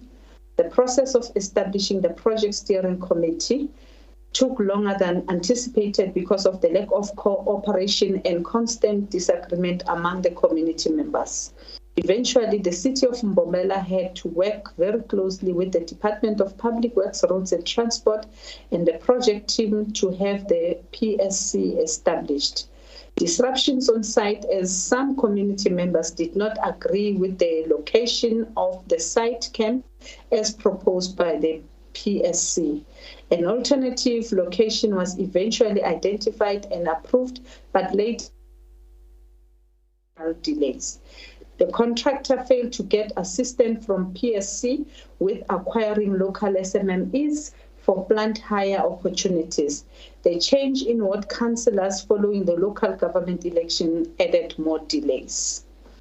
Second question, when can we expect reconstruction to happen? In response, Madam Speaker, construction started on Tuesday, the 9th of November 2021. How many jobs are expected to be created and who will be considered for such employment? A total of 37 employment opportunities will be created throughout the lifespan of the project. 15 people have already been employed. The employment criteria prioritizes local residents. I thank you so much, Honourable Speaker. Honourable Matlang, do you have a follow-up question? Thank you very much, Honourable Speaker. Let me welcome the responses from the Honourable Premier, and I will advise the Honourable Premier to make sure that together with the MEC, let them monitor the issue of project steering committee as well as the kickstarting of the project, because our community, they are always complaining for the project, and I'm happy for the other responses. I thank you.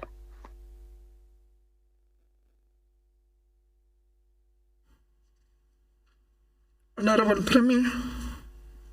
No, thank you very much, Honourable Speaker, and thanks to the Honourable Member Mahlangu, and we take note of what she has raised and the advice, and we would want to make an effort to make sure that we fix that breach as a matter of urgency, as we are working very closely with the Mbombela local municipality and the PLC. We would equally appreciate that as the leaders of community, all of us, if we could join hands and make sure that we speak to our communities and try and resolve any disputes, if there are any that might arise as a result of the implementation of the project, so that we expedite the delivery of services in that line. And yes, the Department of Public Works is well on course in making sure that it works with the communities to expedite and accelerate the delivery of the bridge and put it back into its normal condition. I thank you so much. Are there follow-up questions from other honourable members?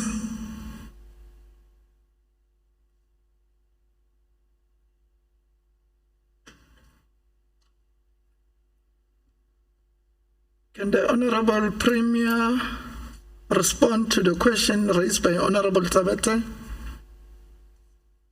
Thank you very much, Honourable Speaker. The question is from Honourable Tabete. It reads thus: during the State of the Province address in March 2021, a commitment was made to eradicate substandard school infrastructure around the province. Some schools' infrastructure is not conducive for teaching and learning. An example of this is the Pembeleni Primary School in Mbombela. First question, in light of the above commitment, can the Premier reflect on the number of schools that have been identified around the province? In response, Madam Speaker, the number of schools that were earmarked for infrastructural upgrades and maintenance, as I committed in May 2021 SOPA address, are as follows.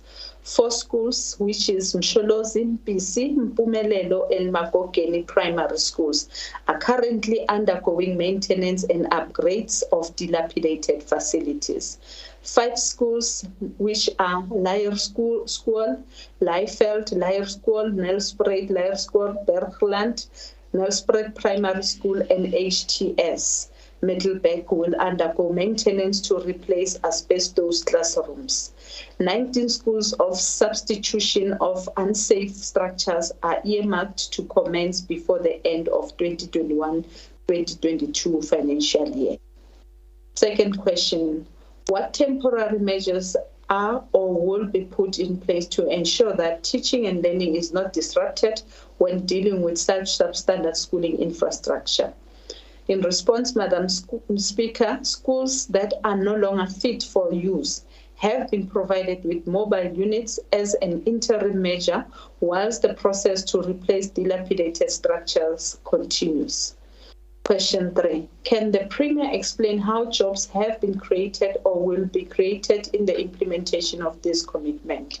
In response, Madam Speaker, infrastructure projects by design are meant to create jobs. Government has adopted a principle that makes it a requirement to allocate 30% of the work to SMMEs, especially local SMMEs owned by youth and women. Contracted companies are also expected to utilize local labor and use labor-intensive methods in their projects. It is therefore expected that a significant number of young people, women, and people with disabilities to be employed during the renovation and construction of the schools. Thank you very much, Honourable Speaker.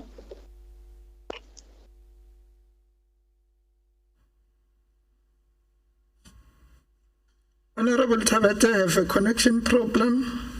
I'll request Honourable Mlombo to do follow-up question on her behalf. I'm connected, Honourable Speaker. Oh, she's not.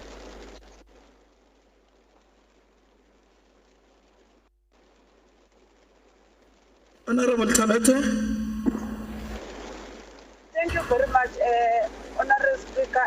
Although I have the problem of network, my follow-up question to Honourable Premier, as we have the sectoral parliament, in fact it's a comment because she answered the question correctly, so, but the comment is that the people of living with disabilities still need more attention from our government, especially the issue of the deaf school or the special schools.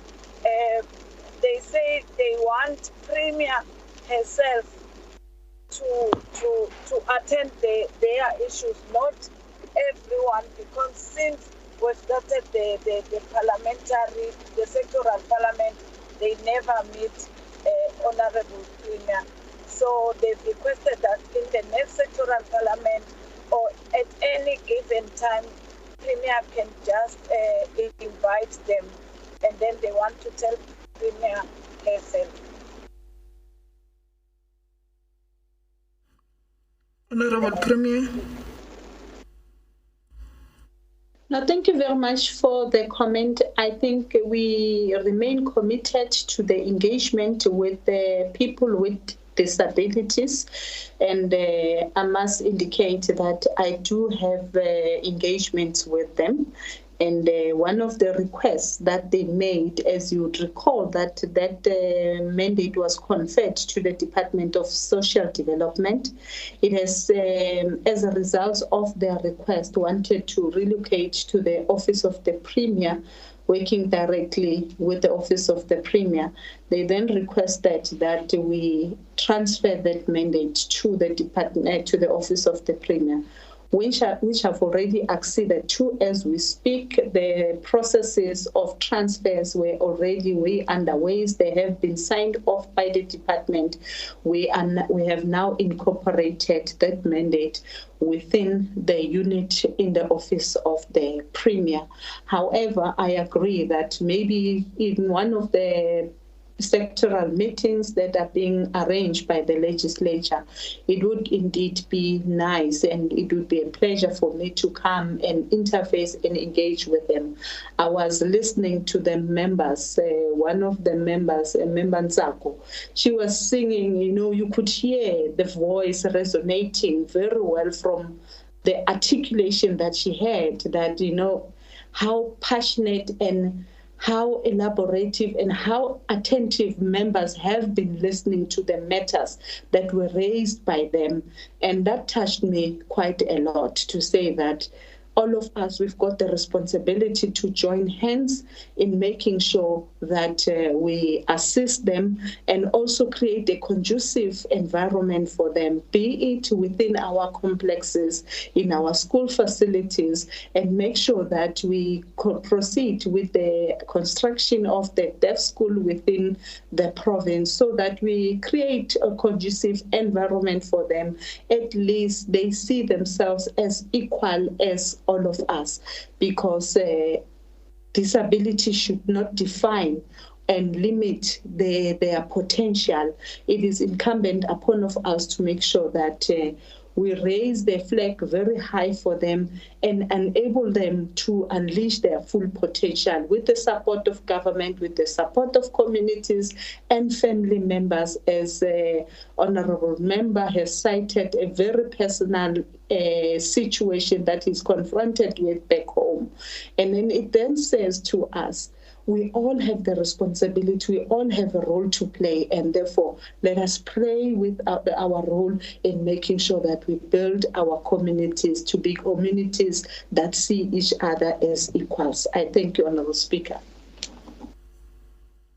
Are there follow-up questions from other members?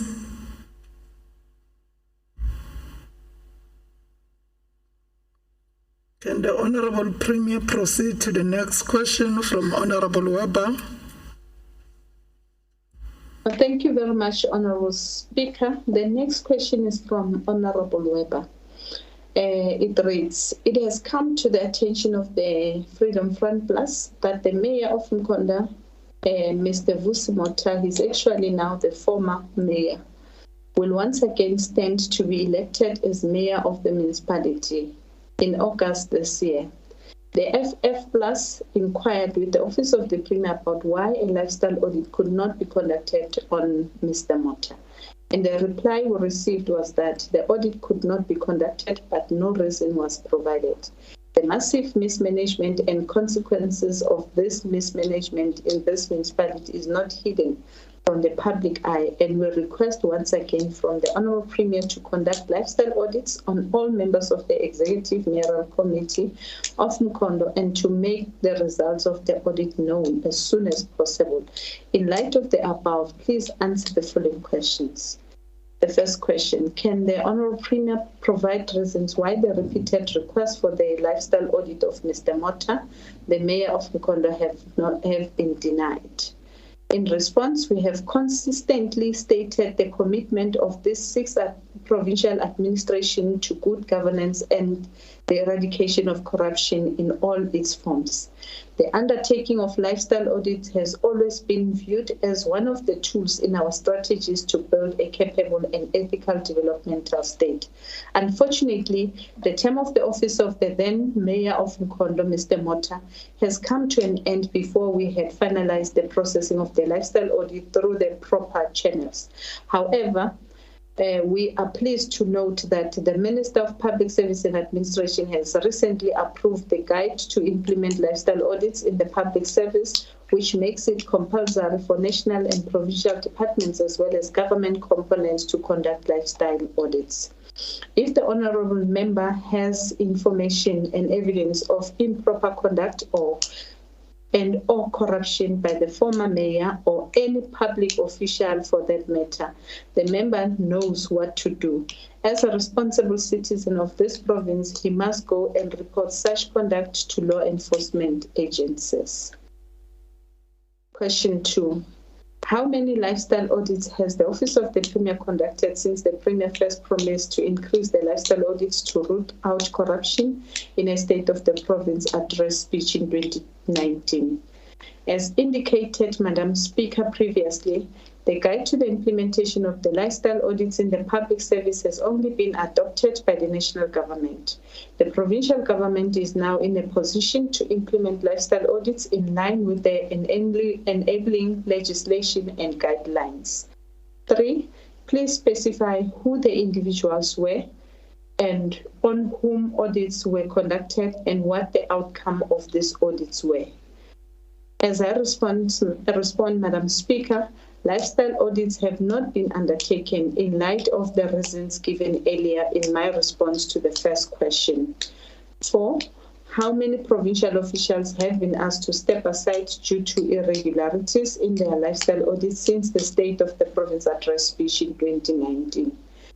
In line with my previous response, no lifestyle audits have been undertaken in the absence of the policy and legislative framework. 5, what is the process to request lifestyle audits on government officials? In response, Madam Speaker, the honourable member's attention is drawn to the Department of Public Service and Administration Guide to the implementation of lifestyle audits in the public service. A copy will be made available to him. I thank you, Madam Speaker. Honourable Weber, do you have a follow-up question? Madam Speaker, through you to the Honourable Premier, is the Premier or her representative prepared to accompany me to the town where he was the mayor because he's still a councillor, that I can show her or her representative to see for themselves the palaces and the flats that are being built without us knowing where the money comes from? Honourable Premier.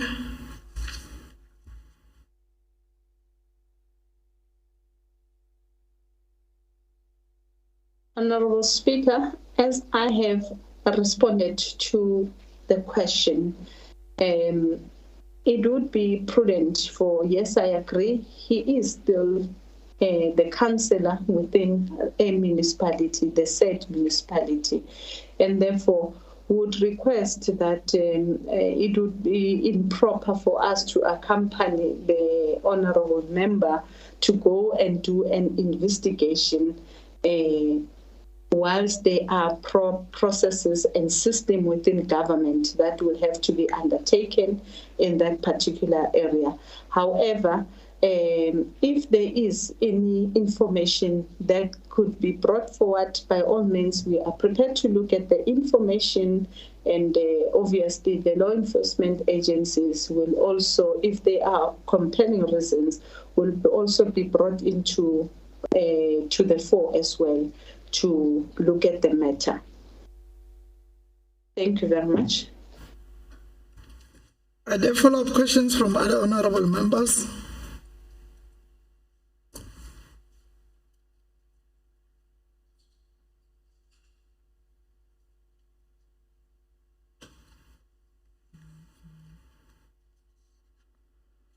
Can the Premier proceed to the next question from Honourable Sidibe?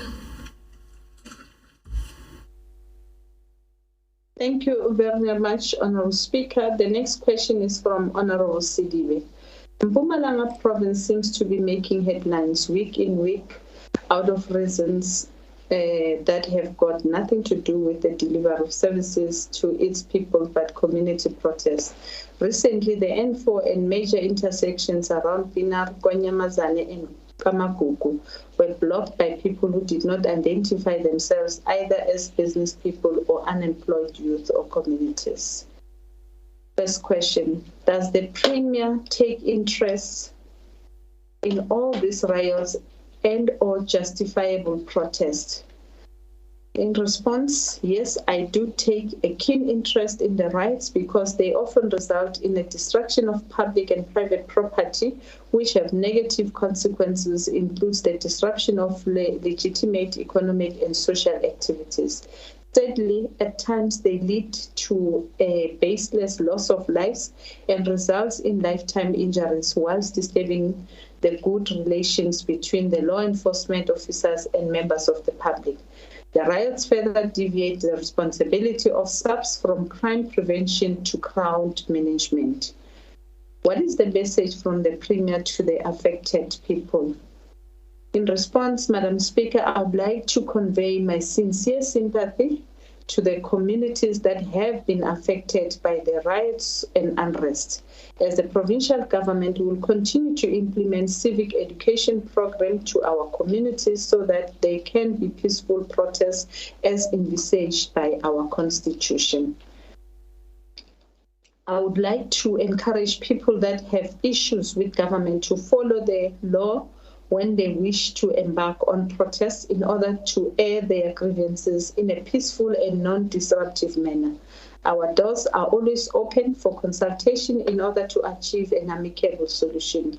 To the faceless people who want to destabilize government and the province through riots and illegal forms of protest, I warn them all that state structures, including crime intelligence, are continuously being strengthened in order to undertake proactive measures to deal with criminality. Riots have no place in our country where protests are allowed and enshrined in our constitution. Besides the criminality of riots, they have serious financial consequences in replacing the damaged properties and lead to the loss of lives. The money that can be used to further the development trajectory of the province is wasted in replacing the damaged properties. Third question. What program or action does your government have to save jobs and business affected by the strikes, as some people lose jobs and businesses lose production? In response, Madam Speaker, government will continue to engage with all political parties and stakeholders to embrace peaceful protest action as riots adversely impact all of us and ultimately lead to lost investor confidence, resulting in disinvestment and loss of the much needed job opportunities for our communities to alleviate the triple challenges of unemployment, poverty, and inequality. The JCPS cluster will continue to ensure that interventions are implemented to prevent any disruption to property and infrastructure, whilst maintaining peace and stability in our communities. Civic education programs will also be mainstreamed in the community outreach program organized by government. We are currently working on our provincial economic reconstruction and recovery plan, which will focus on infrastructure, renewable energy, manufacturing, agriculture, and rebuilding the tourism sector. These are main job drivers, and we are confident that our people will get employment again. Thank you very much. Thank you, Honorable Premier. Is there any follow-up question, Honorable Sidibe?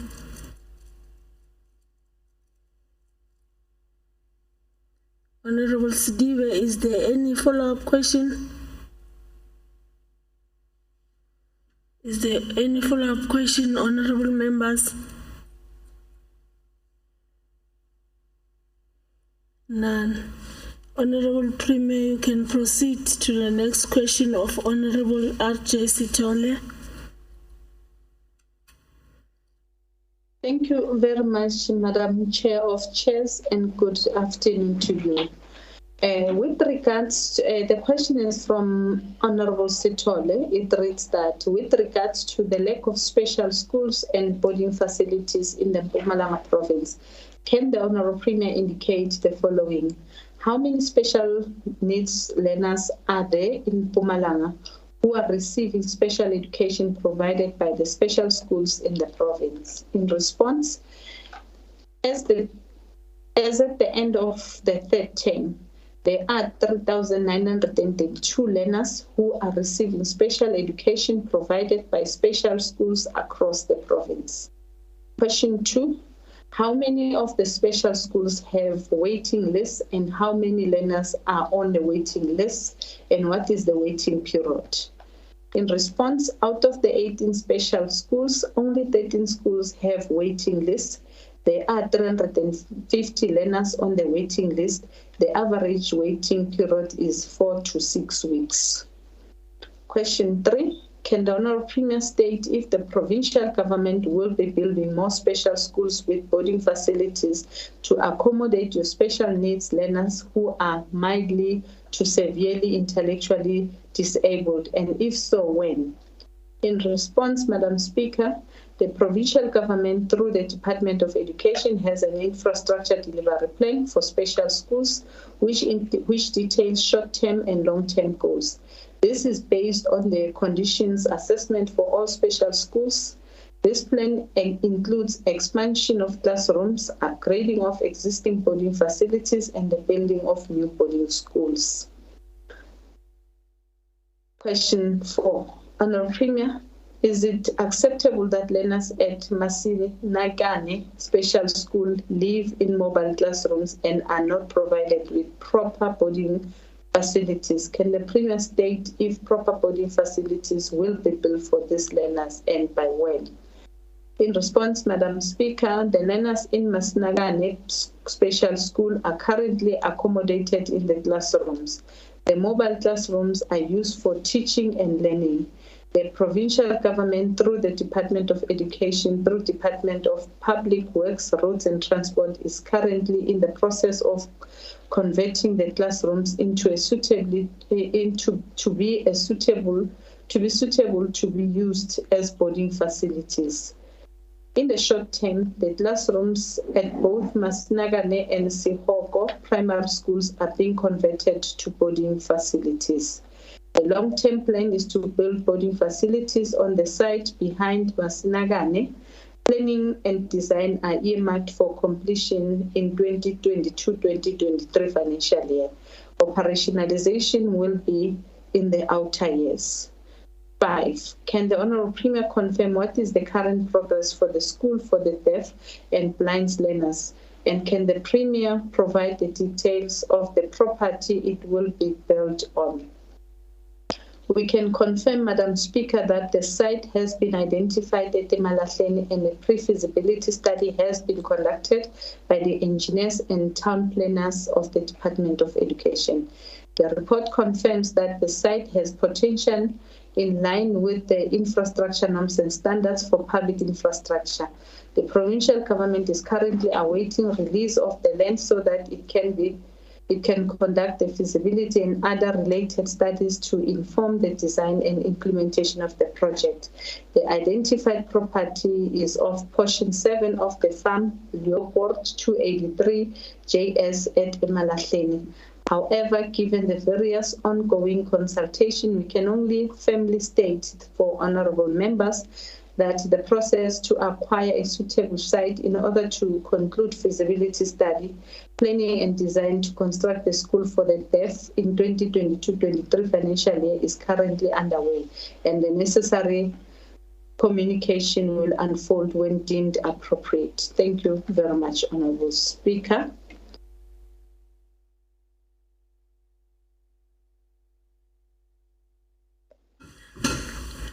Is there any follow-up question, Honourable Stole? Yes, Chair of Chairs, thank you very much. Honourable Premier, given the fact that currently there is no work done at Masinagane School for the Disabled, and also the classrooms are used for classroom and accommodation, and due to the fact that there is no hostel, most of the learners are being left at home because they cannot be accommodated. I just want to know, is the Premier willing to accompany me to do an oversight at Masinagane? Because I've done it more than 10 times already and there is no progress. And I would also like to know, it has taken 11 years since the school for the deaf in Mpumalanga has been shifted from one town to the other. I just want to know, you're saying now it will be completed and the site has been identified in Emalahleni. What gives us guarantee that you will now take this seriously. Thank you very much. Honorable Premier. Thank you, Honorable Chair of Chairs. I will start with the last one, as I have indicated that the site has already been allocated. We have received confirmation from the municipality, and we have been to the site to do the feasibility study, and work will ensue as soon as all the paperwork has been finalized. And therefore, to us, it is very much important that we finalize and expedite that work as a matter of urgency, so that we can move our children and be housed properly in the school. On the issue of what's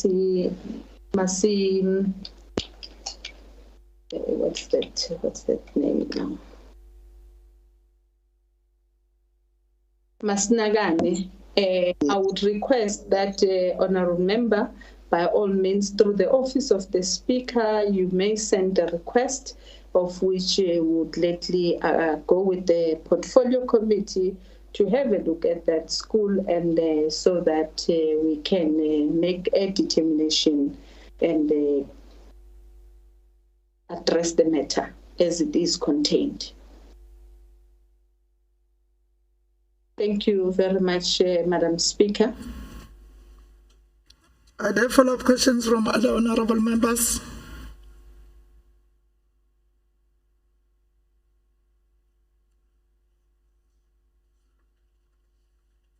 Can the Premier respond to the next question from Honorable Hlophe?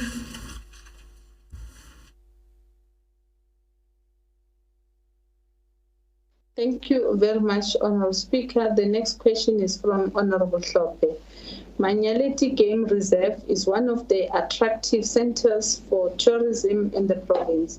The reserve is renovated and more attractive now, but the road leading to the game reserve is very bad.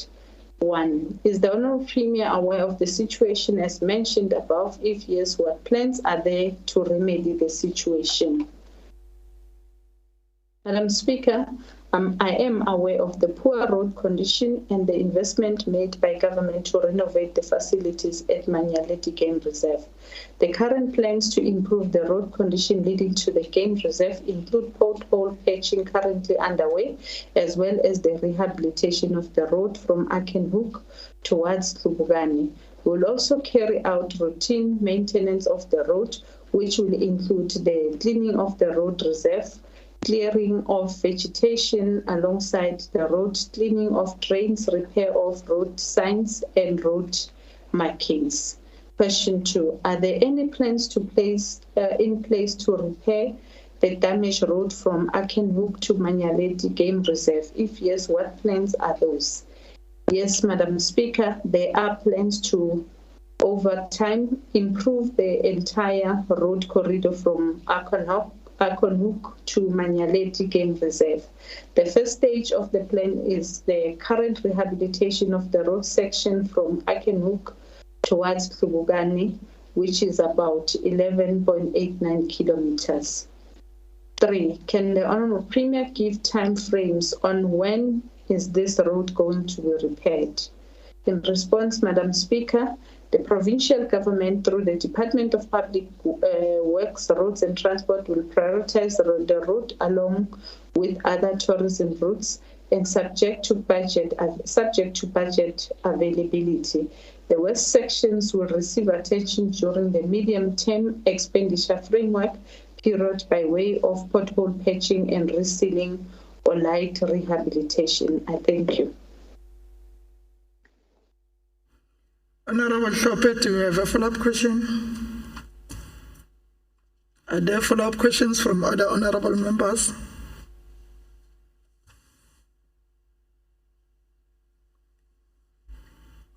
Can the Premier proceed to the next question from Honorable Makarenge?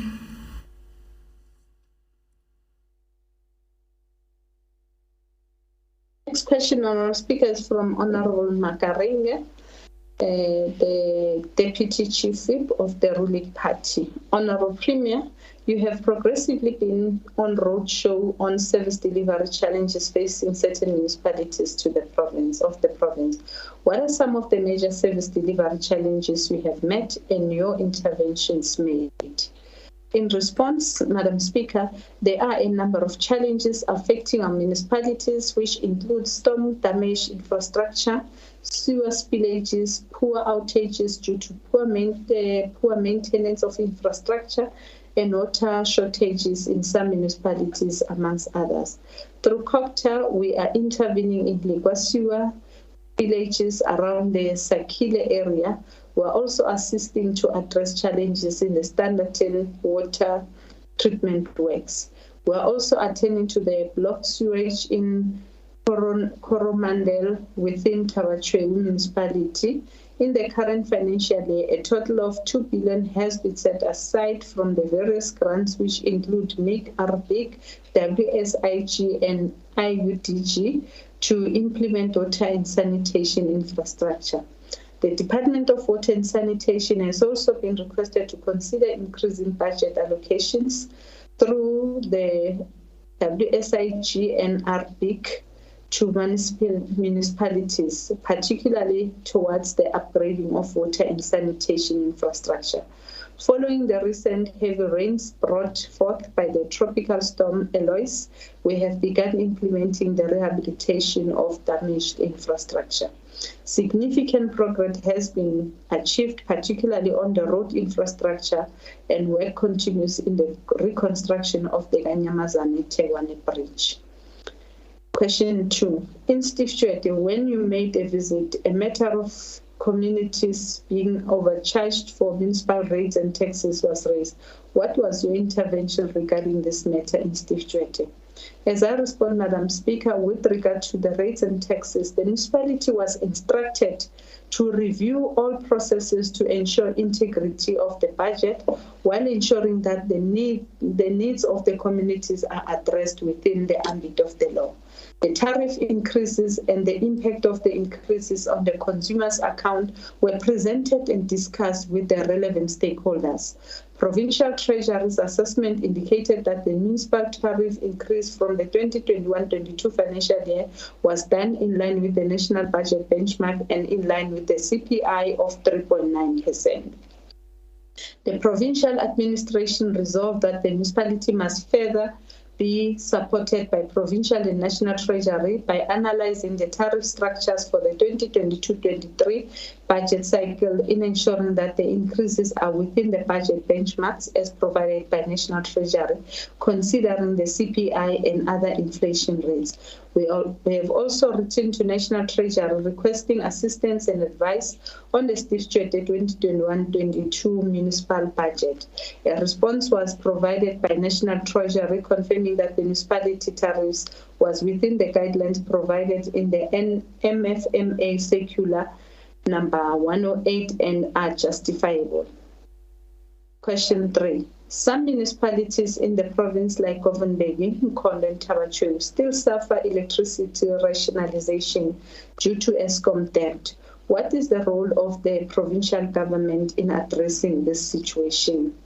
In response, Madam Speaker, the rationalization of electricity in these municipalities is not only because of ESCOM debt, but it is because of limited demand capacity on notified maximum demand, of which ESCOM is unable to assist in increasing the NMD unless these municipalities settle their debt.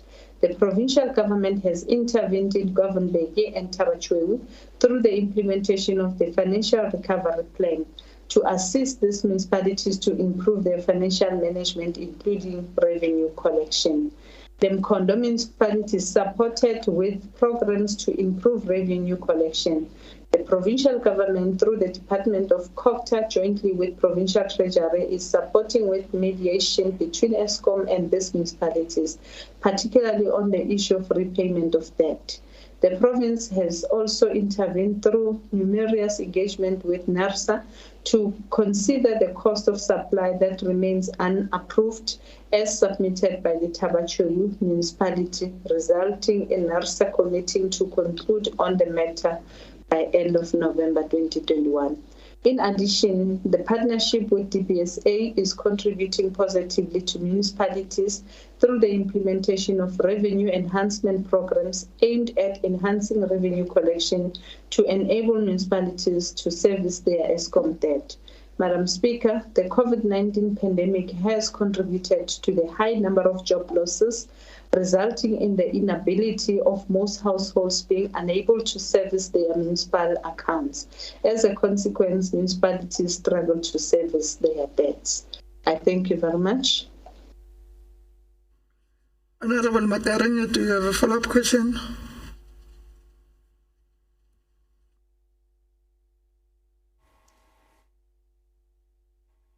Thank you, Honorable Speaker. Let me thank and appreciate the response from our Honorable Premier. I don't have further question.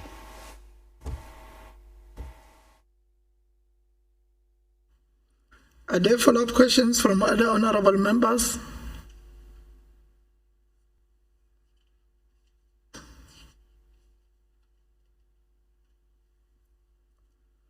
Can the Honorable Premier proceed to the next question from Honorable Hiv Morgan?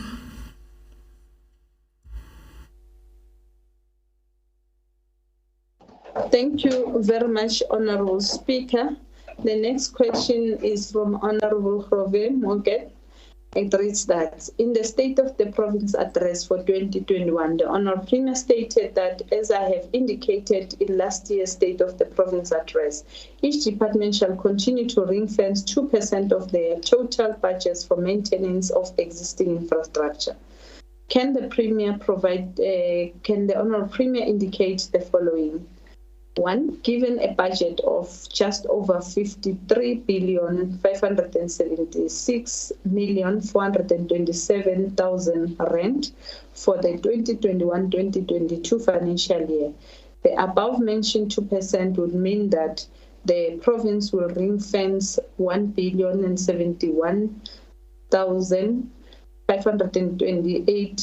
71,540 rand for maintenance.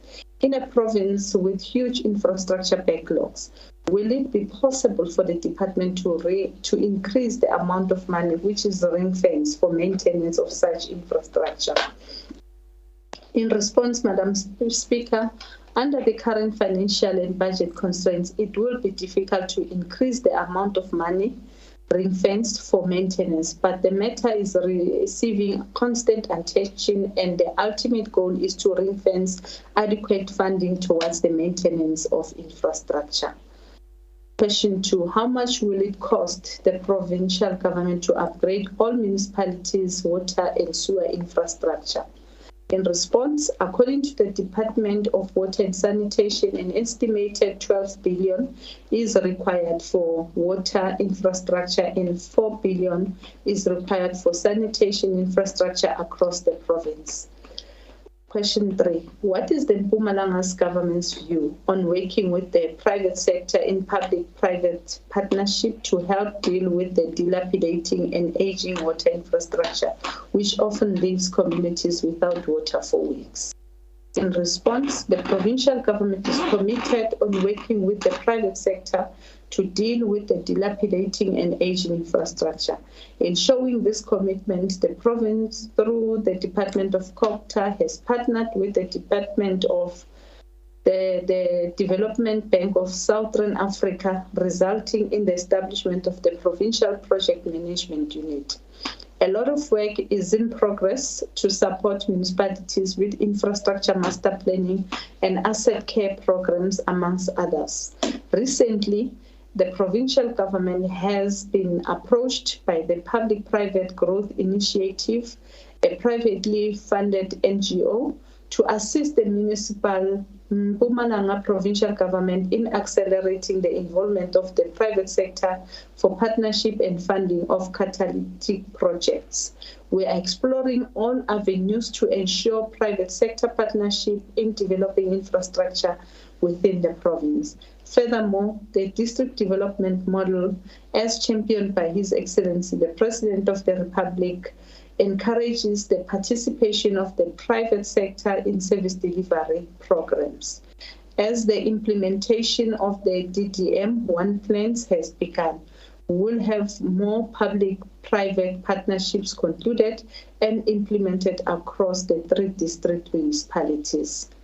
The fourth one, how will the current administration prioritize the upgrading of water and sewer infrastructure in the province? In response, Madam Speaker, in the current financial year, a total of 2 billion has been set aside from various grants, which include MIC, RBIC, WSIG, and IUDG for water and sanitation infrastructure. As a consequence, a total of 18 water treatment works and 24 wastewater treatment works in various municipalities in the province are being refurbished and upgraded. Question 5. Are there any discussions with private companies to assist through the public-private partnership, especially in areas of the province that have mines, big industries, companies, and financiers? In response, there are continuous discussions with the private sector, in particular mining houses, to support service delivery initiatives in municipalities. Most of the intervention by the mines is through social labor plans. Anglo-American, to cite an example, is implementing a municipal capacity development in municipalities such as Emalahleni and Steve Jwete. This program focuses on strategic water management, specifically on quality and quantity, infrastructure asset lifecycle management, and strategic development planning. We have also seen the Siriti mine making a contribution to the Ligwa municipality through the refurbishment of Mogason water treatment works and also assisting on stormwater drainage system. Astral Gold Chicken Factory has also supported the Ligwa municipality in refurbishing the chlorination system and procurement of 3 pure water pumping units for the Standerton water treatment works. Sasol has assisted the Ligwa municipality with the drilling and installation of boreholes in the rural areas. Sasol has also supported Government local municipality with the implementation of the first phase sewer rising main line, of which phase 2 is implemented by Anglo-American. In the last financial year, Sasol also assisted with the construction of the Kinross sewer pump station and is now assisting with the upgrading of electrical infrastructure in Mbalanhle. In Tabachewu, the Boisendal mine is supporting the municipality with the maintenance of access roads within the Lydenburg town.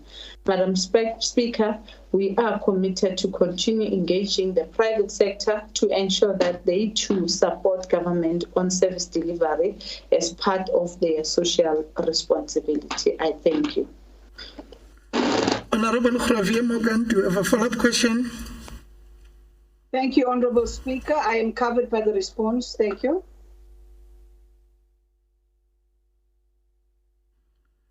Are there follow-up questions from other honorable members?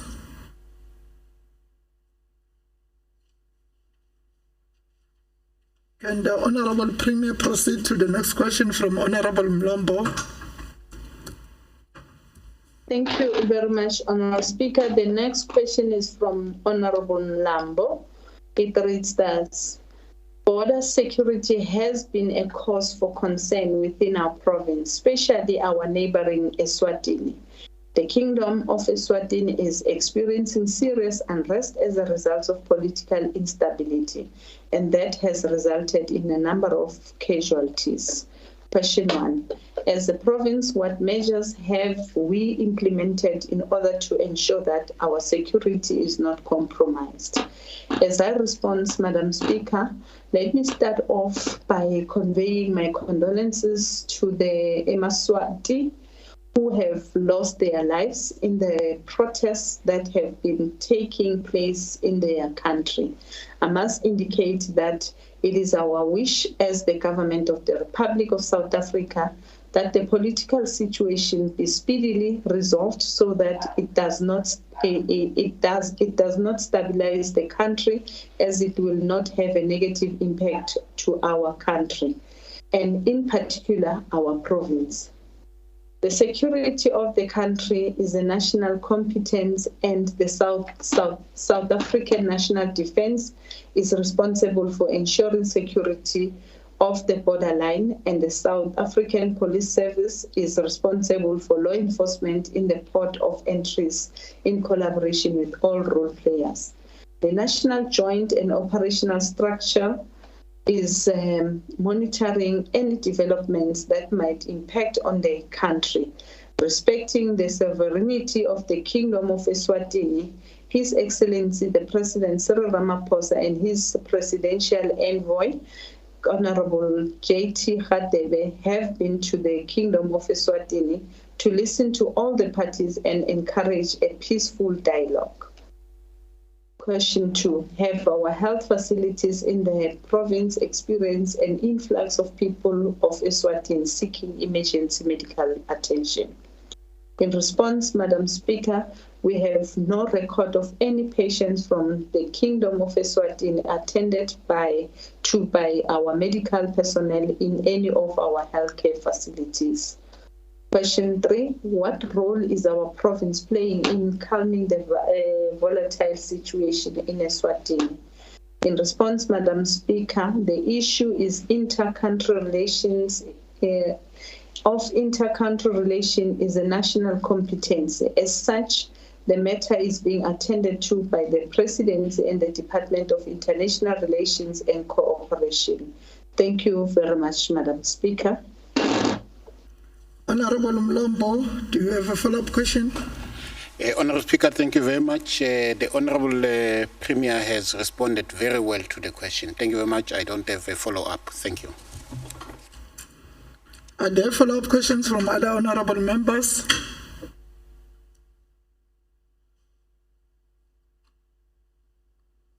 Can the Honorable Premier proceed to the next question from Honorable Makaringe? The next question, Madam Speaker, is from Honorable Makaringe. It reads, the energy security crisis in South Africa has been for more than a decade a cause for serious concern. We're experiencing regular load shedding, especially rural and township areas. Some of the reasons are said to be sabotage, rampant corruption, security concerns at substations whereby transformers are being stolen, and also illegal connections. Question 1. What measures are being put in place to address this catastrophic energy crisis? In response, Madam Speaker, we want to indicate to this august House that we are aware and equally disturbed by the energy crisis and its possible impact on economic prospects and livelihood in the province. As a result, we are constantly engaging with Eskom.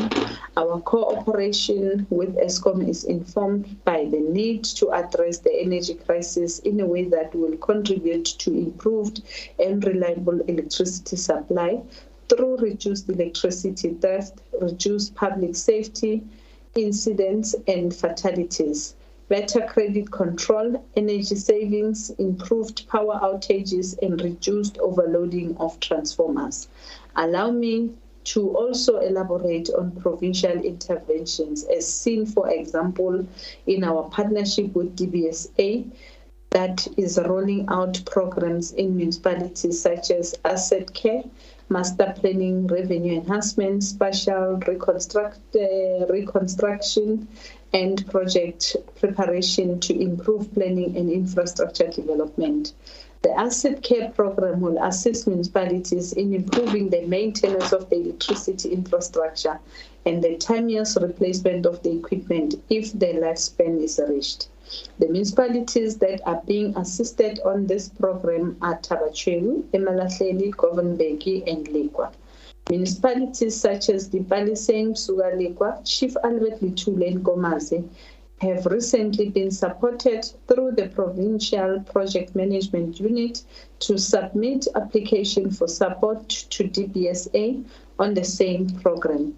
The master planning program will assist municipalities in determining the current and future loads and infrastructure requirements. It will further aid in identifying improvements that must be done on the network in order for the infrastructure to cope with capacity demands such as the notified maximum demand. The municipalities being assisted are Governbegi, Victor Kanye, Emakhazen, Tembisile Hani, Dr. Pixlika Isabaseme, Tabachwebu, and Legwa. The DPSA will be finalizing approval processes in this regard.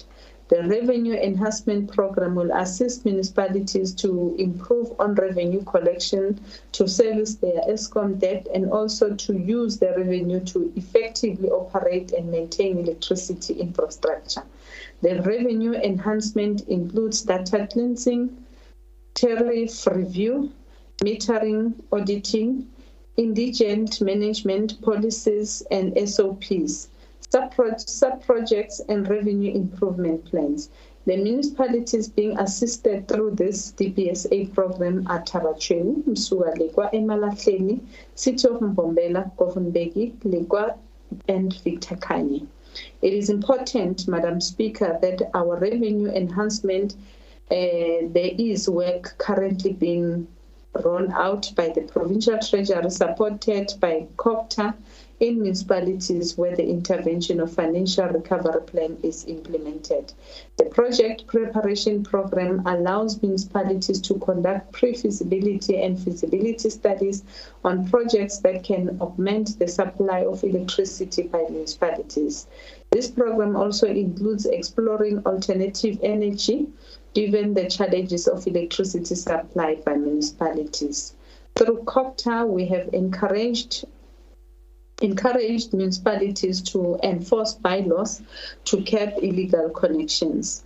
SAPS has been assisting municipalities such as Governbegi and Legwa in removing illegal connections and arresting those responsible for the connection. COPTA, together with Provincial Treasury, are partnering with ESCOM on proactive measures to improve service delivery in municipalities, particularly on electrical services.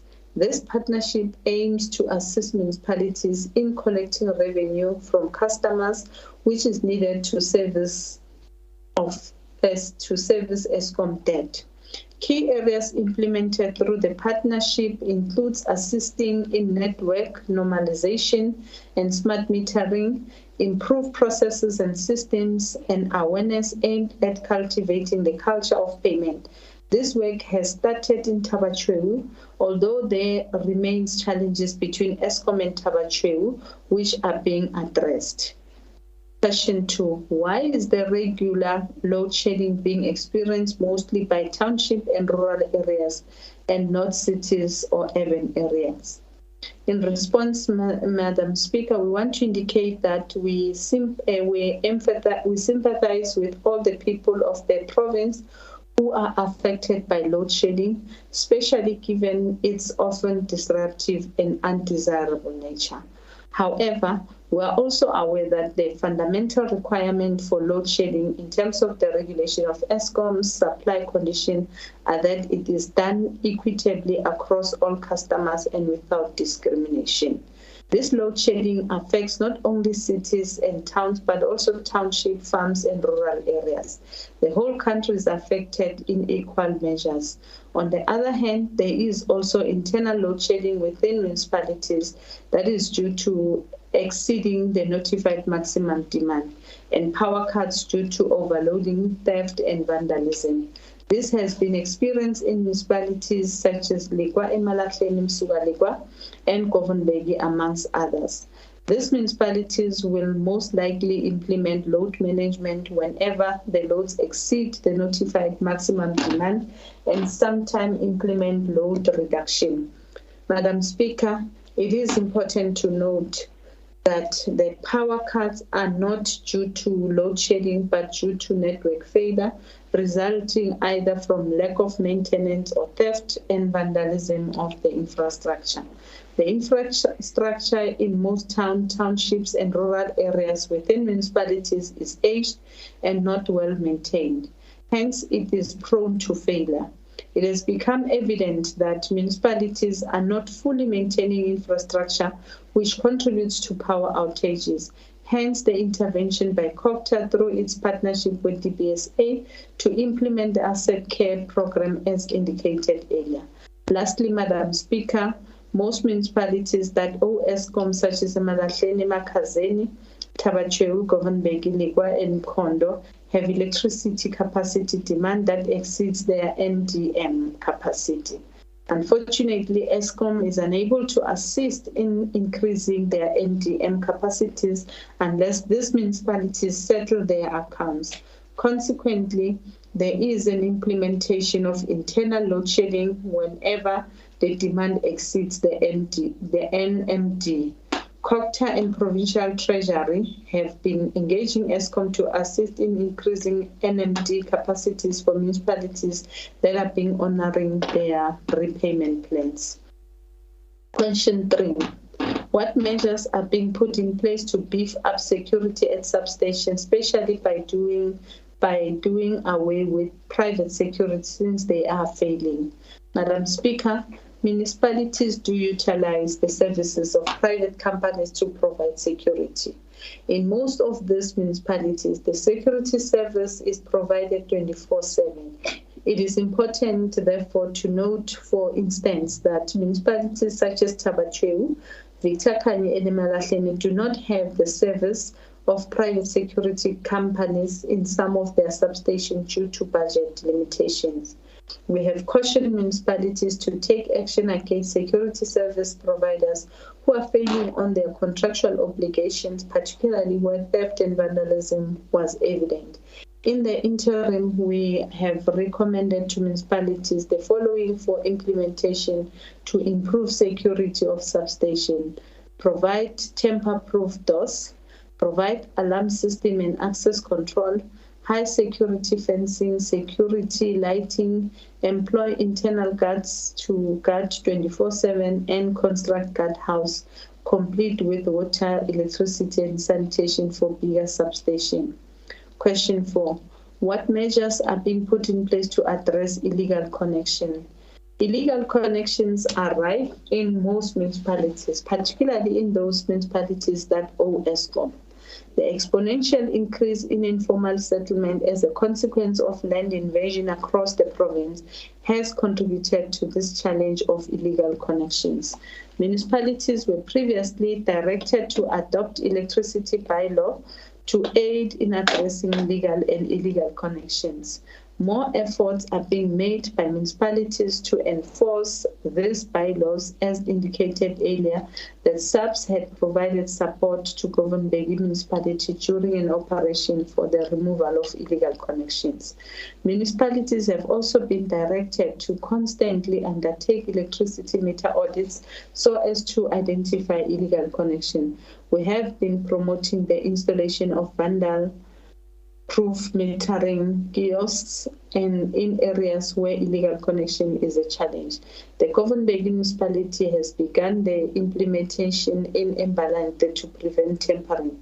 The Department of Human Settlement is also implementing a program for the upgrading of informal settlement, which is crucial in addressing infrastructure planning and delivery for these areas. Without a doubt, a long-term solution is the achievement of universal access to electrification, and our provincial government administration shall continue to support greater collaboration between municipalities and ESCOM to drive electrification programs in the province. Question 5. Are there clauses in the service level agreement with the security companies that binds them to repay ESCOM if they did not fulfill their security obligation? There are liability clauses in the SLA between the municipalities and security companies contracted to safeguard substations. I thank you, Honourable Speaker. Honourable Makareng, do you have a follow-up question?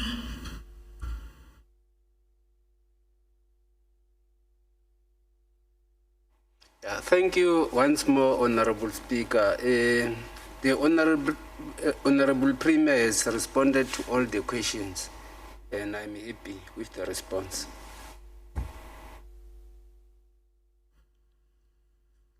Are there follow-up questions from other honorable members?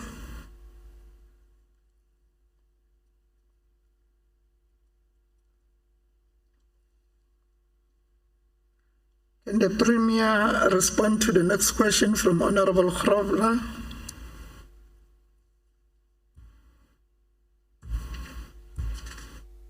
Thank you, Honorable Speaker. The question is from Honorable Khrovla. It reads, with regards to the process of establishing the SEZ, Nkomazi SEZ, which was initiated in 2012, can Honorable Premier please indicate the following? According to the presentation made to Parliament in March 2021, the Nkomazi SEZ project phase 2 was busy being completed. Can Honorable Premier please state what progress has been made since March 2021? Madam Speaker, the Nkomazi SEZ is a multi-year project and it is delivered through 3 distinct phases, which is the designation phase, which has already been completed, the interim phase of which is currently being finalized, and finally the development phase. The interim phase consists of the following elements: setting up of the SEZ entity, capacitation of SEZ entity, and certifying all statutory requirements such as land development process. To date, the following progress has been recorded. The Minister of the Department of Trade, Industry and Competition formally designated the Nkomazi SEZ in March 2019 in terms of the SEZ Zone Act number 16 of 2014. The Nkomazi SEZ entity was registered as a state-owned company in February 2021. The listing of the Nkomazi SEZ as a Scheduled 3D entity will commence as soon as the Nkomazi SEZ business plan has been approved by the Minister of Trade and Industry. Honorable MEC Mkhatshwa, the MEC for Finance, Economic Development and Tourism, has appointed an interim Nkomazi SEZ board constituted of 6 members, which are 3 from DTIC, and 1 from DDET, 1 from Ehlanzeni District Municipality, and 1 of which is from Nkomazi Municipality. The process of establishing the Nkomazi SEZ entity as a standalone organization is already underway, and an acting CEO and acting CFO have already been seconded to assist in the operationalization of the SEZ entity. The process of appointing a full-time SEZ board is almost complete. However, it is delayed by the changes on the ownership model that must be pursued as guided by the new national SEZ framework. The SEZ board has approved the SEZ 5-year strategic plan and the annual performance plan developed in August 2021. Currently, the SEZ entity is in a process of getting the Minister of DTI to give a final approval of the strategic plan. The SEZ site has obtained the environmental authorization with the required conditions of approval. The SEZ entity is busy with the process of conducting detailed design as demanded by the water license process. The municipal planning approval of the revised layout plan and the endorsement by the Nkomazi municipality with conditions of establishment has been finalized, and the general plan has been submitted to the ministry for approval. 2. Can the Premier state when will the Nkomazi SEZ be completed and it is on track? In response, Madam Speaker, the actual development of the SEZ site is divided into 3 phases. Development of the phase 1 is looking a 10-year horizon period, of which once phase 1 is fully developed, then phase 2 will follow, and thereafter phase 3. Therefore, the development of phase 1 is planned to commence during the 2023-24 financial year. Given the complexity and magnitude of this project, one can urge that a fair progress has been made thus far, and in overall, the project is on track. Question 3. What challenges is the project currently facing, and how is government resolving these challenges? Currently, the SEZ entity is resolving the following challenges pertaining to the development of the site, which has been placed as condition of establishment. Access to SEZ site, entry and exit to the proposed township is only permitted from the link of upgraded N4 interchange. The following actions were already undertaken to resolve the challenge. The SEZ entity continues to engage Sanral and track on the access challenges to the SEZ side, and as far as the interchange road is concerned, the Sanral has committed to assist in this regard. A project team has been formed to focus on the interchange project. In addition to this, the National Project Management Unit is also providing assistance on the supplementary study that needs to be done to clearly define the phased development approach of the zone. Water use license application, which with the condition that says the township owner shall, at its cost and to the satisfaction of the municipality, design, provide, and construct all engineering services. Now, the following actions were already taken to resolve the challenge. The SEZ entity has already lodged a water use license application with the Department of Water and Sanitation, and the application was advertised by March 2021 to invite comments, and the public participation has been concluded in June 2021. The comments have already been submitted to Inkomazi Usutu Catchment Management Agency in June 2021. The required scope of work was received from Inkomazi Usutu Catchment Management on WULA preliminary design requirements on the 11th of August 2021, and currently the SEZ entity is finalizing the required terms and reference with the assistance of the Provincial Public Works, Roads and Transport Department to go out on tender as soon as possible. Question 4. How many investors have confirmed their investment into the Nkomazi SEZ project, and who are these investors? A total of 10 investors were already attracted to date in the energy, logistics, agro-processing sectors. A total of 7 investors already signed commitment letters to locate within the Nkomazi SEZ, while a further 3 investors have already signed letters of intent with the intention to sign commitment letters. Engagements are ongoing with existing and potential new investors to beef up the investment pipeline. 5. What is the value of confirmed investment from private investors of the Nkomazi SEZ? The total anticipated investment from the investors is approximately 11.5 billion, while a total of 29,780 potential jobs can be created. The investors include the following: DP World, Biodegradable SA, Kase Group, AgroWorks Industries Pty Ltd, Nkomazi Energy Pty Ltd, Vutomi Energy Pty Ltd, Sangari South Africa, and Innovation, Sahana Agri-Marine Industries, Peji Essential Oils, and lastly, African Eden Projects. Thank you very much, Honourable Speaker. Honorable Grobler, do you have a follow-up question? Thank you, Honourable Speaker. I'm just going to keep my video off because it's raining in Middelburg. Thank you, Honourable Speaker. Honourable Premier, again, thank you for the answer. Yes, I've got a follow-up question. I would just like to know, Honourable Premier, in your knowledge, how does Mpumalanga compare to other provinces when we look at the establishment of a special economic zone? And then secondly, do we have in Mpumalanga a time frame in which our SEZ needs to be operational, and when is that time frame? Thank you, Speaker. Honourable Premier.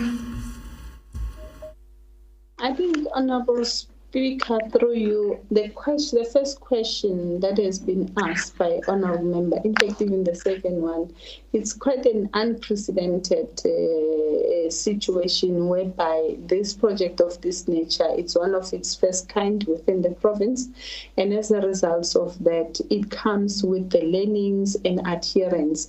As if the member could recall, as I was giving account to this question, I even indicated that we've appointed 6 board members.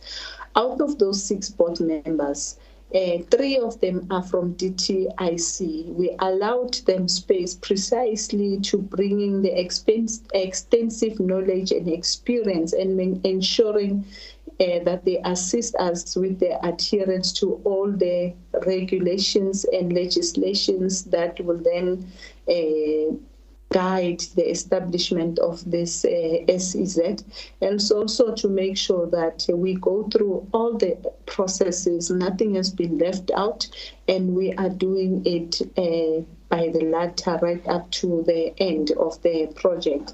However, we must indicate that this is one of the projects that it will unfold over time because it has quite a number of phases that as a province we need to undertake. Now, I also want to indicate that even in Gauteng, they also experience enormous delays before the operationalization of their SEZ in Ekurhuleni. Hence, we have studied what has been contained in Gauteng and what has been contained in KZN so that we don't stall unnecessarily the process because we want to do it alone. We wanted to factor in all strategic role players in this project. As I have indicated, National is there through the Department of DTIC, 3 board members. We do have members from Ehlanzeni district and also from Gomas municipality, so that if there are issues that are pertaining to the competence of the municipality or the district, they are well received and attended to as a matter of urgency. If there are matters that are pertaining to provincial government, we are receiving them, attend to those matters as a matter of agency. So those are amongst the other things that we need to make sure that the layout is being done in accordance with the required norms and standards as set out. Thank you very much.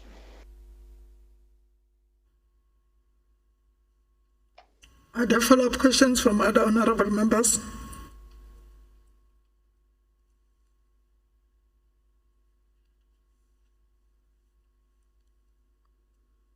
Can the Premier proceed to the next question from Honorable Tabete? Thank you very much, Madam Speaker. The next question is from Honorable Tabete. It reads, service delivery protests are still felt in several municipalities in our province. The main complaints are the delivery of clean water, proper roads, reliable electricity, poor billing system, and the delivery of decent houses. First question, what are the government intervention mechanisms to improve service delivery within municipalities and improving municipal revenue collection plan? Madam Speaker, the provincial government through COPTA has partnered with the Development Bank of South Africa to establish a provincial project management unit with the aim of supporting municipalities to improve service delivery. This partnership exists to support municipalities with programs such as project preparation, revenue enhancement, asset care, master planning, and spatial restructuring. The asset care program will benefit municipalities in improving operation and maintenance. The master planning program will aid in determining the current demand and required infrastructure in the future. The spatial reconstruction program will assist municipalities with formalization of settlements and establishment of townships to improve planning and ensure that electricity reticulation is properly done. Provincial Treasury also provide dedicated support for municipalities towards improving revenue management. The Municipal Revenue Management Strategy and Action Plan were developed in collaboration with all municipalities towards improving the entire revenue value chain. Specific support is aimed to improve the municipality's revenue baseline and accuracy of the billing data. Municipalities are also supported with reconciliation of valuation roles and billing database in ensuring all customers are indeed registered on the billing database. Municipalities are supported by both National Treasury and Provincial Treasury with improvement of electricity security structures, procurement of smart meters, and this initiative will also be supported by the PPMU and DBSA with capacity to install these smart meters. Provincial Treasury is currently in the process to analyze all municipalities' tariff structures to assist them with the reviews of this tariff leading up to the development of credible budgets for the 2022-23 financial year. 2, what support is being provided to distressed municipalities to ensure that clear credit controls are implemented? In response, Madam Speaker, National Treasury recently conducted an assessment to identify distressed municipalities in the country after the national intervention in Liqua. Excluding Liqua, distressed municipalities identified in Mpumalanga, where FRPs are already in place, is Emalahleni, Governbeki, and Sugalekwa and Tabachweni. Provincial Treasury and COGTA monitors the implementation of FRPs on a monthly basis, and quarterly reports are being sent to the National Minister of COGTA and Finance. The whole revenue streamline is covered in the FRPs. 3 other distressed municipalities were also identified: Mkondo, Dibaliseng, and Victor Khanye.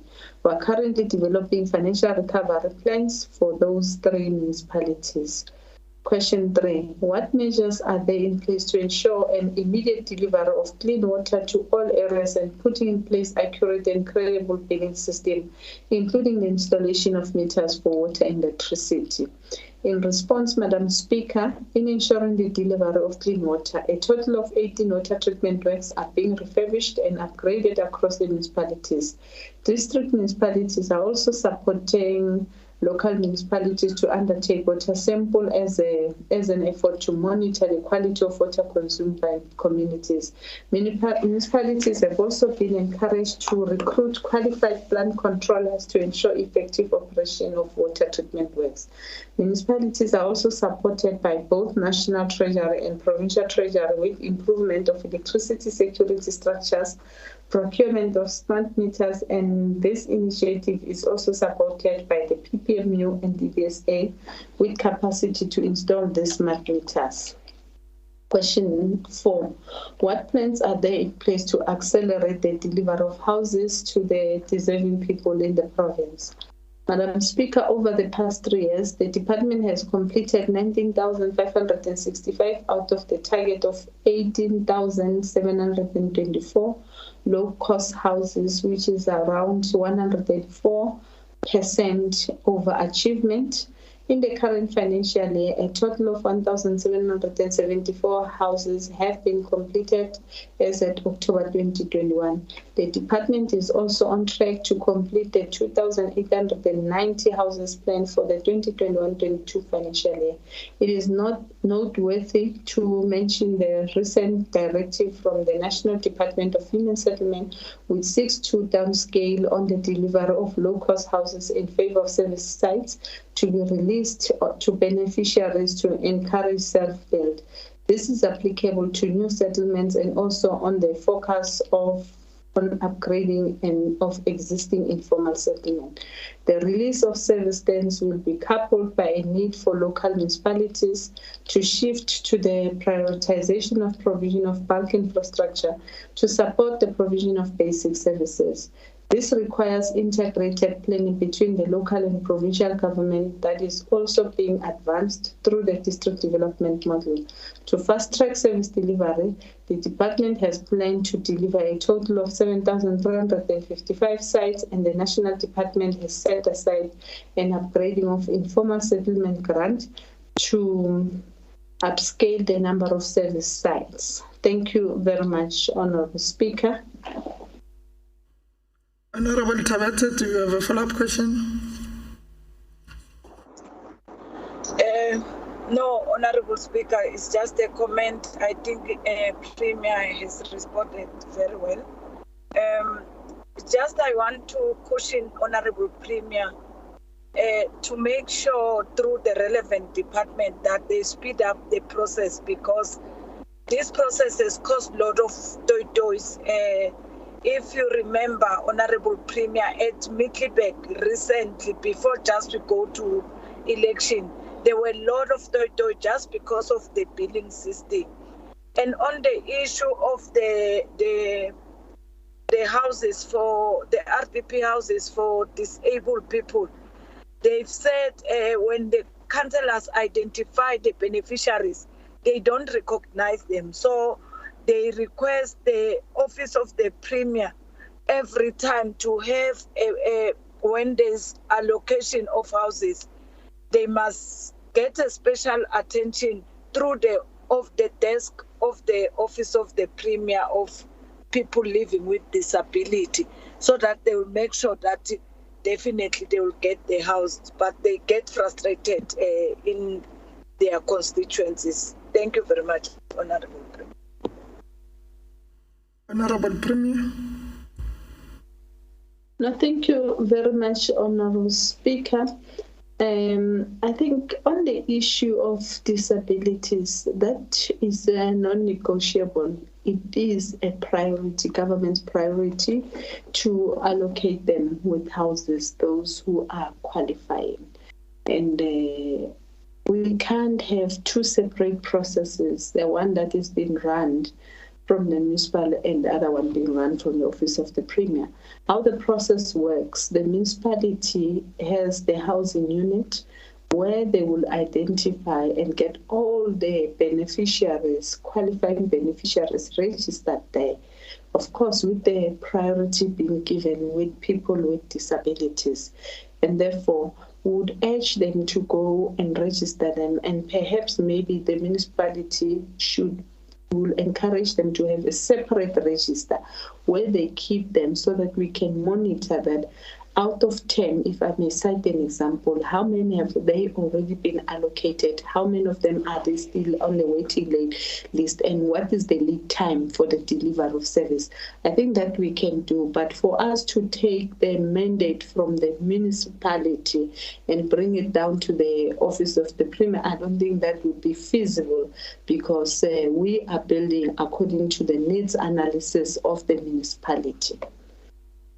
I think I must make that point, Honourable Speaker. Thank you very much. Are there follow-up questions from other honourable members?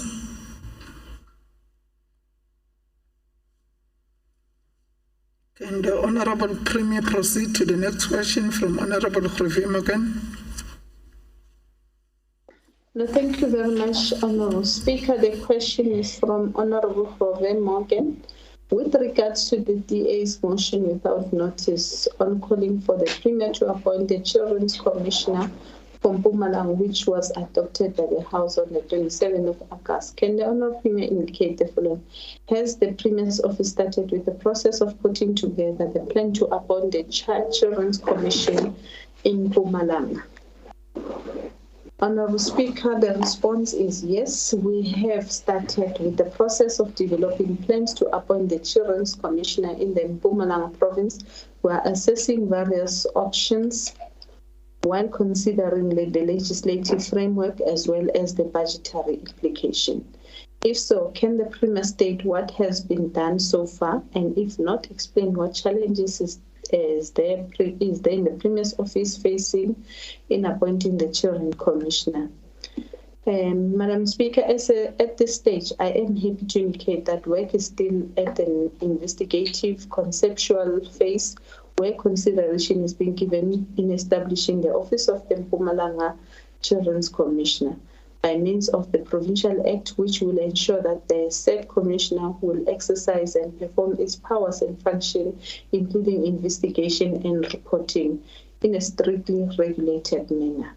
3. What will be the benefit for Mpumalanga and the children of this province when the Children's Commissioner is appointed?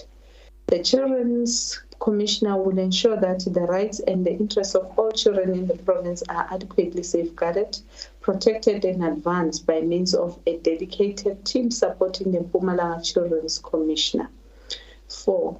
How many crimes against children were committed during the past 3 years, including sexual abuse, murder, attempted murder, neglect, grievous bodily harm, and child trafficking? I do have the list of statistics, which I would say that for emotional abuse in 2018, we had about 67 of those cases, whilst in 2019 we had 19 of them. In 2020, we had 25. Physical abuse, we recorded the highest in 2018 of 139. In 2019, there were 68. Just now, we've recorded 84. Deliberate neglect, we've recorded 351. And in 2019, there were 194. In 2020, there were 284. Abandoned children, there were 3 in 2018. 2019, there was none. In 2020, there are 2. Abduction, we don't have any.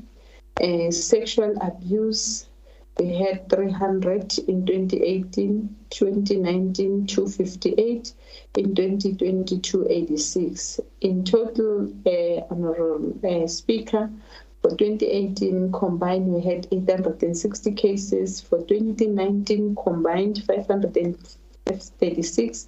In 2020 combined, 681. Question 4. Can the Premier give an estimated deadline of when the appointment of the Children Commissioner should take place in Mpumalanga? Honourable Speaker, we want to indicate that we endeavour to finalise the establishment of the Office of the Children's Commissioner before the end of 2022-23 financial year. Thank you very much. Honourable Morgan, do you have a follow-up question? Thank you very much, Honourable Speaker. No, I'm covered. Thank you for the response.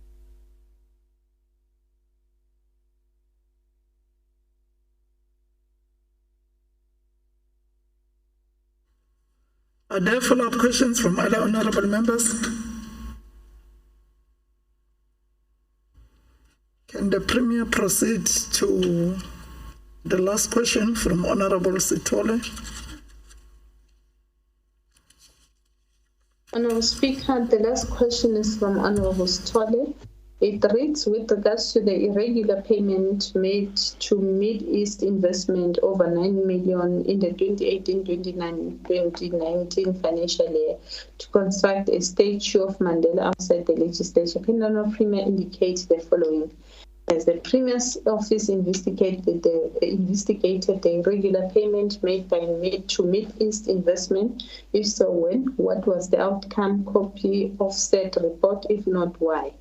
Madam Speaker, the DA has referred the matter to the Chapter 9 institution in the form of the Office of the Public Protector. The investigation on irregular appointment of Mid-East Investment is currently being conducted by the Public Protector. Did the Premier request an investigation into the awarding of the tender of Mid-East Investment for the Mandela Statue project? Madam Speaker, the Premier did not conduct investigation on the awarding of this tender since the matter is still under investigation by the Public Protector. What other tenders have been awarded to Mid-East Investment in the last 5 years, and has any irregularities with these tenders been identified? The department has not utilized the services of Mid-East Investment in the last 5 years. The department. Question 4. Honourable Premier, Mpumalanga government officials seem to find a way to disregard the process when it comes to Tata Mandela's legacy. First it was the Mandela Memorial Service in 2013, and now again with the Mandela statue. Can the Premier state how 2 different departments were able to flout policies and procedures for both this multi-million rand project? Madam Speaker, the provincial government administration values the contribution of Tata Nelson Mandela. in ushering our democracy, which we have come to enjoy in a new South Africa. It is this legacy that we will continue to acknowledge and honor as government and on behalf of the people of South Africa. However, as the Premier, I am not directly involved in issues of procurement policies of departments. Nevertheless, we will continue as a collective to monitor and support oversight undertaken, for example, through the Audit Amendment Act. I will continue to institute investigations and appropriate consequent management where public funds are being misappropriated or abused. I thank you very much, Honourable Speaker. Honourable Sitola, do you have a follow-up question? Thank you, Honourable Speaker. I am covered. The questions were answered too. Thank you very much. Are there follow-up questions from other honourable members?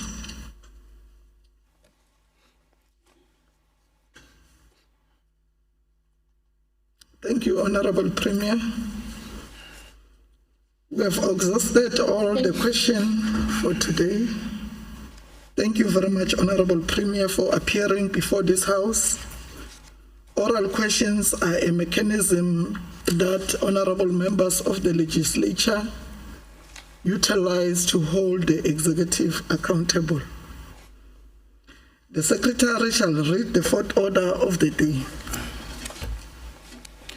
Order number 4, consideration of a report of the Select Committee on Public Accounts and the Portfolio Committee on Premier's Office, Finance, Economic Development and Tourism, joint mega oversight visits conducted at Gersibande District on the 9th of September 2021. I now call upon the Chairperson of the Portfolio Committee on Premier's Office, Finance, Economic Development and Tourism, Honourable T.M. Makaringe, to table the report.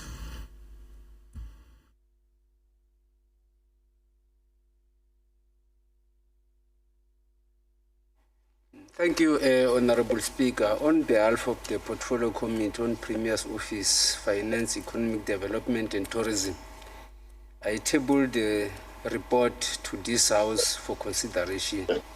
Thank you. I am informed that there is no debate on this report. Now the question before the House is whether we agree to adopt this report as tabled by Honourable Makaringe. Agreed to? As so agreed. The Secretary shall read the fifth order of the day. Order number 5, consideration of a report of the Select Committee on Legislature Oversight on the first quarterly performance report for 2021-22 financial year, Mpumalanga Provincial Legislature. I now call upon the Chairperson of the Select Committee on Legislature Oversight, Honourable F. Mlombo, to table the report. Honourable Speaker, I hereby, on behalf of the Select Committee on Legislature Oversight, table the report for consideration by this House. Thank you. I am informed that there is no debate on this report. Now the question before the House is whether we agree to adopt this report as tabled by Honourable Mlombo. Agreed to? Agreed. As so agreed. The Secretary shall read the sixth order of the day. Order number 6, consideration of a report of the Portfolio Committee on Agriculture, Rural Development, Land and Environmental Affairs on the National Environmental Management Laws Amendment Bill, B14F 2017. I now call upon the Chairperson of the Portfolio Committee on Agriculture, Rural Development, Land and Environmental Affairs, Honourable B.M. Lubisi, to table the report. Thank you, Honourable Speaker. On behalf of the committee, I herewith table the report to the House for consideration. I am informed that there is no debate on this report. Now the question before the House is whether we agree to adopt the report as tabled by Honourable B.M. Lubisi. Agreed to?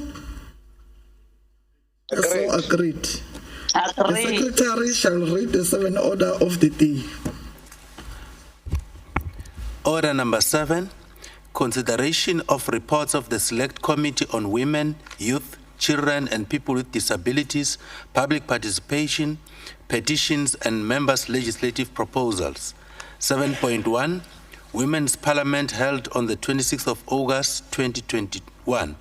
7.2, Workers' Parliament held on the 7th of May 2021. I now call upon the chairperson of the Select Committee on Women, Youth, Children and People with Disability, Public Participation, Petitions and Members' Legislative Proposal, Honorable GP Mashego, to table the reports. Honorable Speaker, I rise for the House and request the House to consider the 2 reports as presented. Thank you, Honorable Speaker. I am informed that there is no debate on this report. Now, the question before the House is whether we agree to adopt these reports as tabled by Honorable Mashego. Agreed to? Agreed. Yes, so agreed. The Secretary shall read the 8th order of the day. Order number 8, ratification of a mandate. I now call upon the Chief Whip of the Majority Party, Honorable F.M. Lombo, to table the mandate. Honorable Speaker, in terms of Section 65 of the Constitution of the Republic of South Africa, provincial legislatures are required to confer authority on their delegates in the National Council of Provinces to cast votes on their behalf. I, Fana Vincent Mlombo, the Chief Whip of the Majority Party in the Mpumalanga Provincial Legislature, hereby move in accordance with Section 65 of the Constitution, read with Rule 201, Subrule 7 of the Rules and Orders, that the House ratifies and confirms the final mandate to vote in favor of the National Environment Management Laws Amendment Bill, which is Bill 14F of 2017, which was conferred on behalf of the Mpumalanga Provincial Legislature by the Speaker on the 3rd of December 2021, pursuant to the recommendation of the Portfolio Committee on Agriculture, Rural Development, Land and Environmental Affairs. Honorable Speaker, I so move. Thank you. Now the question before the House is whether we agree to adopt the mandate as tabled by Honorable Mlombo. Agreed to? As so agreed. That brings us to the end of today's business. The House is adjourned until Tuesday, the 14th of December 2021 at 2:15 as a hybrid sitting via Microsoft Teams platform.